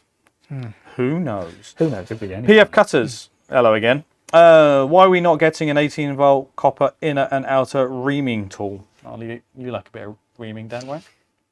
That's about unnecessary. We haven't got a pipe cutter yet, which I'm really looking forward to getting hold of. Right. I really At some want. point. Yes, there's I'm particularly looking forward to the pipe cutting tool. Reaming, it's not my cup of tea, honestly, but it's not something that I've seen anything on the roadmap just yet, I'm afraid. However, but PF Cutters also asks, tile cutting saw, please. Yeah, it'd be nice. Yeah. Yeah, it would be nice. Yeah. But unfortunately, heard nothing about that. And I'll tell you what, I'd like one of these. PF Cutters also says 12-volt digital precision torque wrench. I don't care if it's 12-volt or anything. I'd like to have a precision, like a hand tool, precision tool, torque wrench, to be honest. Yeah. It's very useful because we do a lot of IW training. Yes, and exactly. it'd be nice to have as part of our hand tool range a torque rated wrench as well. Yeah. But no, quite expensive tool as well. So we'll see. Okay, Charles Green, why are there hardly any 18-volt accessories for the drivers? Not sure what that means. There's no 18-volt accessories. 18-volt products, but they work with all of the accessories. Be it quarter-inch screwdriver bits, we've got impact control bits. Probably have to specify a little bit more on that particular question for me to dig into it a bit deeper. Do you think he might mean, or they might mean, like they use the drill driver to drive the attachments, like a carpet cutter and those kinds of things? Not sure what you, not 100% what you are asking for, Charlie. Feel free if you've seen this or pop it in the comments, or maybe if you're watching live, see if you can ask us to clarify that. But we're not quite sure what that means, I'm afraid. Okay, so Luke Thomas with a W at the end. I find there isn't enough attachments for X-Lock. I find it limits the blades that you can use, but the grinders are amazing. Thank you. Yeah, that is true. The grinders are amazing. The X-Lock system is amazing.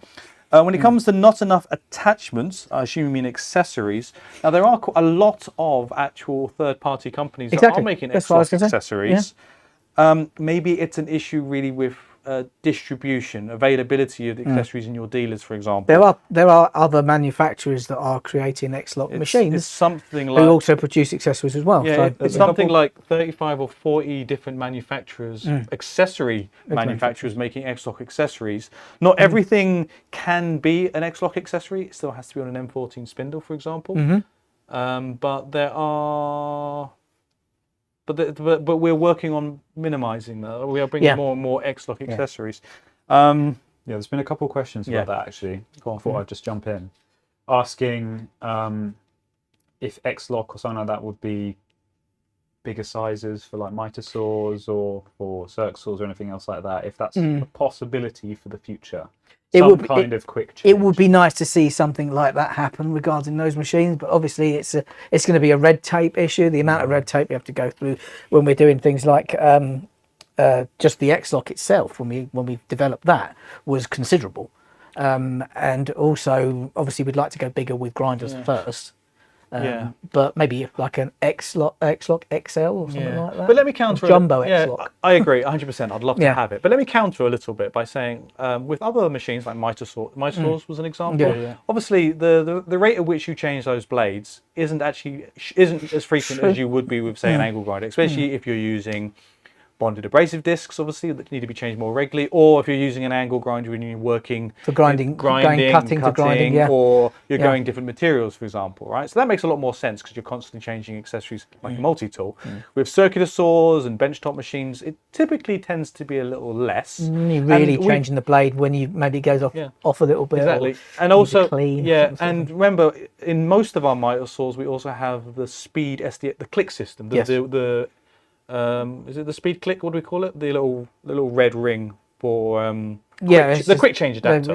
Right, and that makes changing a circular saw blade really quick. I mean, obviously you're supposed to do other things like with the guards sometimes you have to do more steps, for example, to get it out of the way. But I can see the advantage in potentially in the future having really fast accessory changes. But for things like mitre saws and table saws and circular saws, it's less needed, I would say. Yeah. But it'd be really good. Hey, I don't care if we have the system for it, which we could easily. Maybe. Right. Oh, sorry, Ollie. Any other questions? I'm still looking on Screwfix's website, looking to see when they're going to bring out a detect. Particularly, I mean, there's questions. For example, like a pistol dust blower. We covered that a little bit earlier. Covered, Yeah,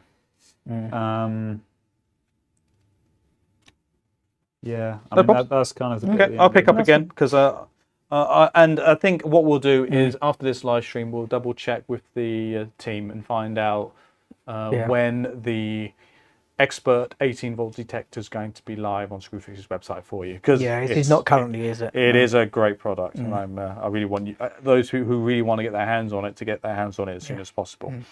Okay, I think we're up to Malcolm Tribe. Sitting down for too long. Why isn't the Bosch PROTruck Tour coming to the West Country? You need to have. Well, I don't think it's coming. I don't think we're excluding you specifically over in the West Country.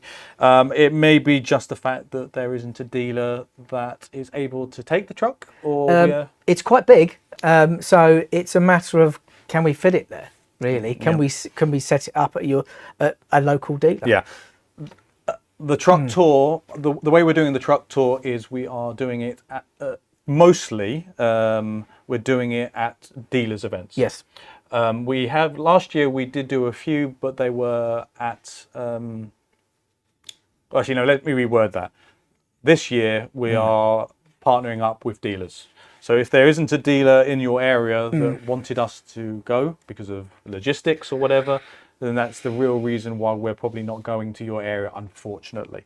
However, maybe what will happen is in the future, we may be doing truck tours that will be going to a specific place without a dealer and just setting up. But one of the things that we learned from the first year truck tour, that people want to turn up to an event, they always want to try and buy something because that's one of the reasons why they want to come. They want to get a good deal. They want to see some new stuff and potentially It's not buy a lot of not fun to go to an event like that and you ask how much it is, we tell you how much it is, and then we did you that. can't buy it. We did that. That was say for example, we did the innovation show. Yes. And unfortunately people couldn't buy there. It was an accessories innovation show. And people were disappointed. So we need to make sure that we are linking the truck tour stops with a dealer. So if you've got any recommendations on, or if you are a dealer in the West Country, get in touch with the team and maybe next time we'll come and visit you. Yeah. Okay, we've got Mason, BT Wakali. I'm a Sparky in the US. When are we going to get all the cool stuff you guys have? Well, you're going to have to ask your team. Yes. Very nicely. And don't forget, you sometimes get the cool stuff before we do. Oh, yes. But Okay. rear handled circular saw. There you go. There you go. Exchange notes. Yes. Okay, this one is from Macaskill Heat and Cool, I think it is. Is that McCaskill? It could be anything. Macaskill Heat and Cool. Hey, I'm finding out a lot of products are being shown and not available yet. Do you have dates? I'm assuming this is probably a US one as well, but it sounds it could like be. it. Yeah. It could be the question about export products. without knowing any specifics, I can't tell you, unfortunately. But typically speaking, when we do our live streams, we are typically doing it either after we know that there is stock in the country. Yeah. The only exception would have been the last live stream where we made a specific decision to do one before the products had come to market. Yeah. But to answer questions about stock and availability, I wish we could answer that for you. The only thing I could recommend is perhaps using our website and looking at the dealer locator. Yeah. And seeing if that helps you, and going from there, I'm afraid. But it's a valid question. Maybe there's something we can do to make it easier for you to find specific products if you can't buy them. Rob, 23RTO says, where can I buy Bosch caps? You can't buy them just yet, but you can go to the truck tour, register, and get a free one. We got Chira, Christian Daniel, or Kyra. X-Lock is amazing. Correct. Yes. Yeah. And Paragon Tech. Why are you both dressed as plastic Yanks, but mention having a cuppa? Stay on brand, lads. What's a plastic Yank? I think he's referring to the varsity jackets. And you're, yes, British. Yes, yeah. I agree. Yes, yeah. British through and through. Well, technically, never say no to a cup of tea. Never say no to a cup of tea. No. Technically, guys, if we were trying to stay on brand, we should be in lederhosen, and I look amazing. I look amazing in lederhosen. So that should be what we look like if we're staying on brand. Right, so that's done the quick fire of all the questions that we collected via the social media channel. It is 7:30, but I think we'll let the chat have one last barrage at Ollie, and then we'll call it a day. What do you reckon? Yeah, I think so. Yeah. And just before then as well, it's my turn. I'm going to ask a chat a question. And that is, obviously, for those who've just joined or don't know, I'm the YouTube admin. I make a lot of videos, produce this. I'm usually behind the scenes. And a lot of risky responses that you thought of coming from Ella have actually come from this guy. Yeah. So the question from my end is, what do you guys want to see on the Bosch UK Professional YouTube channel going forwards? What do you want to see more of? What do you want to see less of? More of me, less of Dan. More of Chris, less of Dan? Well, no, it's probably second. Ollie's crying out for more of Ollie. More Ollie. Do you want to see more me? Do you know what it's going to be? It's going to be less of Ollie, less of Dan, less of Chris, more Rebecca. More Rebecca, Yeah. yeah. Where's Rebecca? Probably on a holiday somewhere. In Montenegro. She's Montenegro. That's why the She sent me a message earlier. That's why the cameras aren't moving, because there's no Rebecca to control them. There's no Rebecca to be focused on something else and then very slowly moving. Yeah. No, but Ollie's got a valid point. What would you like to see more from us? Now, we know that you've always wanted us to do more tool applications, and we agree. Yes. We obviously have the limitation of that the studio is not really set up for it. It's quite a long way away. Well, not a long way away from Workshop 1, which is the one we probably want to do the demos in. Oh, there we go. Look, demonstrations of the tools. Yes. I mean, and we totally agree with you. And we have been, and you've been very patient with us, so we really appreciate that. A lot of it is riding on when we move to the new purpose-built studio and brand new workshop. Get ready for the new workshop tour. It's going to be, it's going to be amazing. We have got some A-list Hollywood digs, man. Yeah, I think for that we're going to have to kit out Ollie with the full camera support rig and have you just wandering about. Mate, just drone it. Yes, you drone the We whole can finally use the drone that we haven't used. Right, so when we move to our new building, we're going to be able to. We've tried to build in some facilities to allow us to be a bit more versatile and be able to film in the workshops a little more easily, because obviously, for health and safety reasons, you know, this was never designed to be a demonstration studio, but we'll be hopefully able to do a lot more live from the workshops in our live streams. You know, ultimately, if we can't do live, we can film a bit more as well. Potentially have a workbench actually in the studio. Yes, we've got some big plans. Separate from the our normal live stream desk, where we can cut to a different part of the studio and do demos live. That's right. Yeah. One of the other advantages that we're going to have is we're going to have a substantially bigger space as well. You probably noticed that often Dan and I are struggling with some of the larger machines, especially things like dust extractors and miter saws and stuff, which is forcing us to pre-record some of that material. But hey, Dan and I are busy boys, and we've got obviously quite a lot of work, but it sometimes makes pre-recording a little difficult on a short notice. We won't have that problem when it comes to the new building because we're going to have a lot more space and, as I said, the ability to do some live demonstrations because we'll have more health and safety considerations sorted, and more importantly, just the space to be able to do it. I mean, most importantly, the live streams aren't going anywhere. No, of course not. Absolutely love doing them. They were great. They're a good. It's a good touch point for us to get information off of you, as well as us to impart information. So, let's see. We've been called out by Bernie. He wants to see you finishing the table restoration. it's actually What's happening. happening with that, Dan? Yeah. Where's that? Currently, I've done a number of training courses. Yes, to explain what he means by that. The DIY live stream. DIY live stream. We were doing the restoration of an oak table.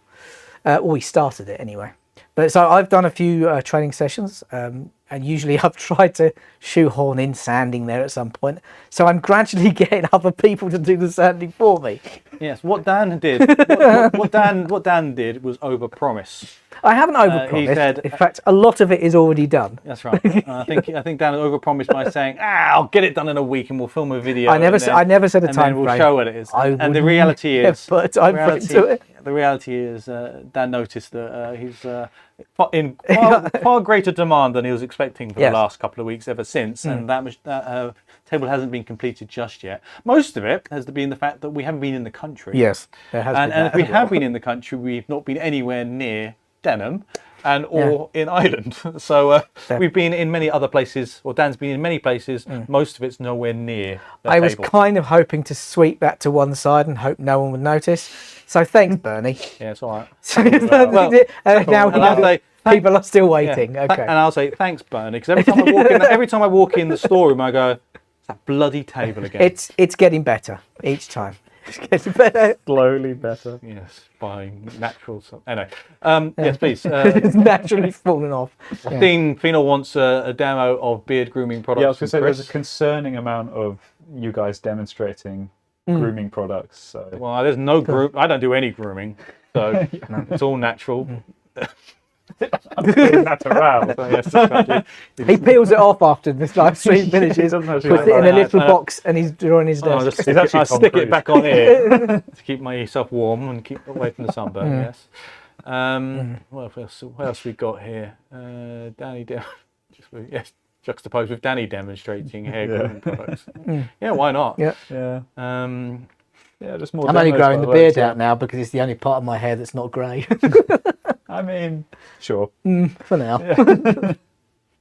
Yeah, I see some of the questions, some of the regular questions like larger diameter X-lock discs. Yeah. I'm trying to fight through all the ones that are clearly not serious. What are you talking about? They're all very serious. Yeah, and obviously we want to do another 12-volt special. Yeah. I think we've all agreed recently that we want to delay it a little bit because yes, there has been a lot of new 12-volt machines that have come out since the last time we did a 12-volt special. However, we kind of know there's more stuff coming. Yes. So we kind of want to hold off on that, and that does mean that we may not do the 12-volt special this year. We want to bring you something for that live stream that's groundbreaking. Yes. So take that as you will, that we want to delay it till maybe next year. Yeah. Because maybe some things that are really exciting might be coming out, and we might want to talk about those too. So silver lining, eh? Yes. Anything else we've got in here? 12-volt beard trimmer. Oh, we don't need one of them. I don't need one of them. Q&A is really great. Thanks for keep going. Cheers, Alex. Can we have better tool availability on L-BOXX inserts in the UK? They're fairly easy to get a hold of in Germany, and they're relatively cheap. Well, that's a good question to ask, Fein. I don't know how Germany does it. There is a spreadsheet in existence where you can find the part numbers out. It's not always the same number that you'll find on the actual inlay itself. You'll find a number there, but that's a pattern number, which happens to look exactly the same as a Bosch part number. Let's take the suggestion from Fein there, because he's saying the current system, whatever it is, in Germany seems to work really easy well. So we'll ask them and find out how they're doing it. It could be a mixture of better distribution, maybe they've got better stock. We know obviously that obviously in Germany there's a lot more stock of stuff because it is Yeah. Germany, we'll find out for you, because we have the same trouble as well. We get a lot Yeah. of questions asking for inlays.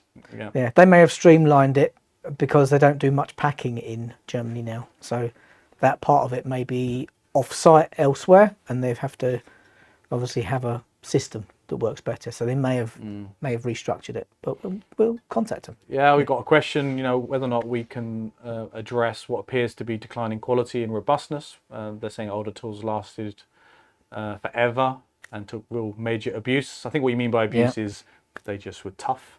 My dad said that. My granddad said that. It's something that happens. We'll be saying to everybody. Yeah, we'll say it. Yeah, and our kids will say it again. That's just part of life.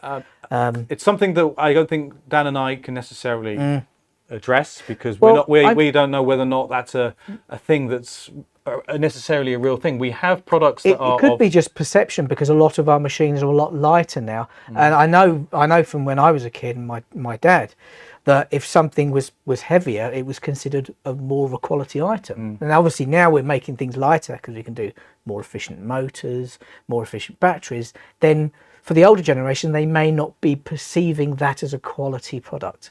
However, it is. It's just modern tech. Wow, yeah. So Fina's very active, so yes.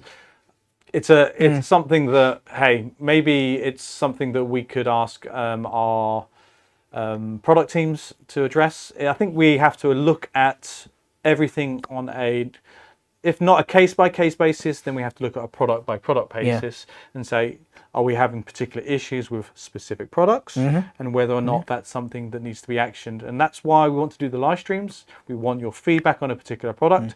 I mean, for example, I think Dan and I have been very open with where we think a product could be a little better, but we've always justified by saying, hey, maybe perhaps the trigger on this particular machine is not the best trigger we've ever made. However, this machine is also never been more affordable, and it fits that kind of criteria.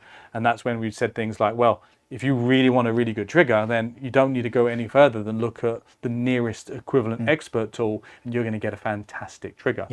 I mean, even now with the addition of things like our IW Ranger tools, you want a fantastic trigger that's going to last a long time. These D-class IW tools, you're going to get a good trigger. So we've got more options, but again, it's one of those things that we can't address the blanket comment of, hey, is Bosch quality going down? We would argue, no. We would say we completely disagree with that. But there may be products that may need looking at, and that's something that we would hope to be really proactive on. Okay, right. Look up the Irish tool pet. Do you know what? We nearly had didn't get to meet the guy, but we probably have the opportunity. There's a guy over in Ireland who does. I got Dean Doherty. Yeah, I watch Dean Doherty all the time. Dean Top Doherty, guy. Incredibly good at what he does. That's right. But yeah, I watch his stuff quite regularly. I mean, again, it might be down to specific products, and Dan and I have our opinions on certain products as well, where we think it would be good if there were some improvements made. And trust me, if we ever have issues with products, we are very vocal, and we express that straight back to the product managers who, hey, we know them on a personal first name basis. So we'll email them and say, hey, this is a problem, this needs sorting. And we want to use things like the live stream to make sure that we are fully up to date with what you guys like, and more importantly, what you don't like. Okay. Okay. Any more questions, Ollie, or do you think? No, I think that's about it for now. Yeah. Wow. Okay, right. Well, to end on a positive, okay, we'll say I think the Q&A live stream format is quite nice, actually. I think quite relaxed. Yeah, it's quite Let us know if you like the trifactor, the three of us, the gang, lads on tour. If you like this format for the Q&A specials, let us know if you like the Q&A specials as a format. Let us know again whether or not you would like us to do these more regularly. Maybe all we're ever going to do now are new products and Q&As. I remember we spoke when we first started to do, why don't we do Bosch Professional live after dark? Smoking jackets. It's already getting dark. It's getting to that now. You need to get. Yes. Actually, that's it, guys. Is it dark out? I have no idea. No, I don't think it is. Yeah, not yet. No. Who knows?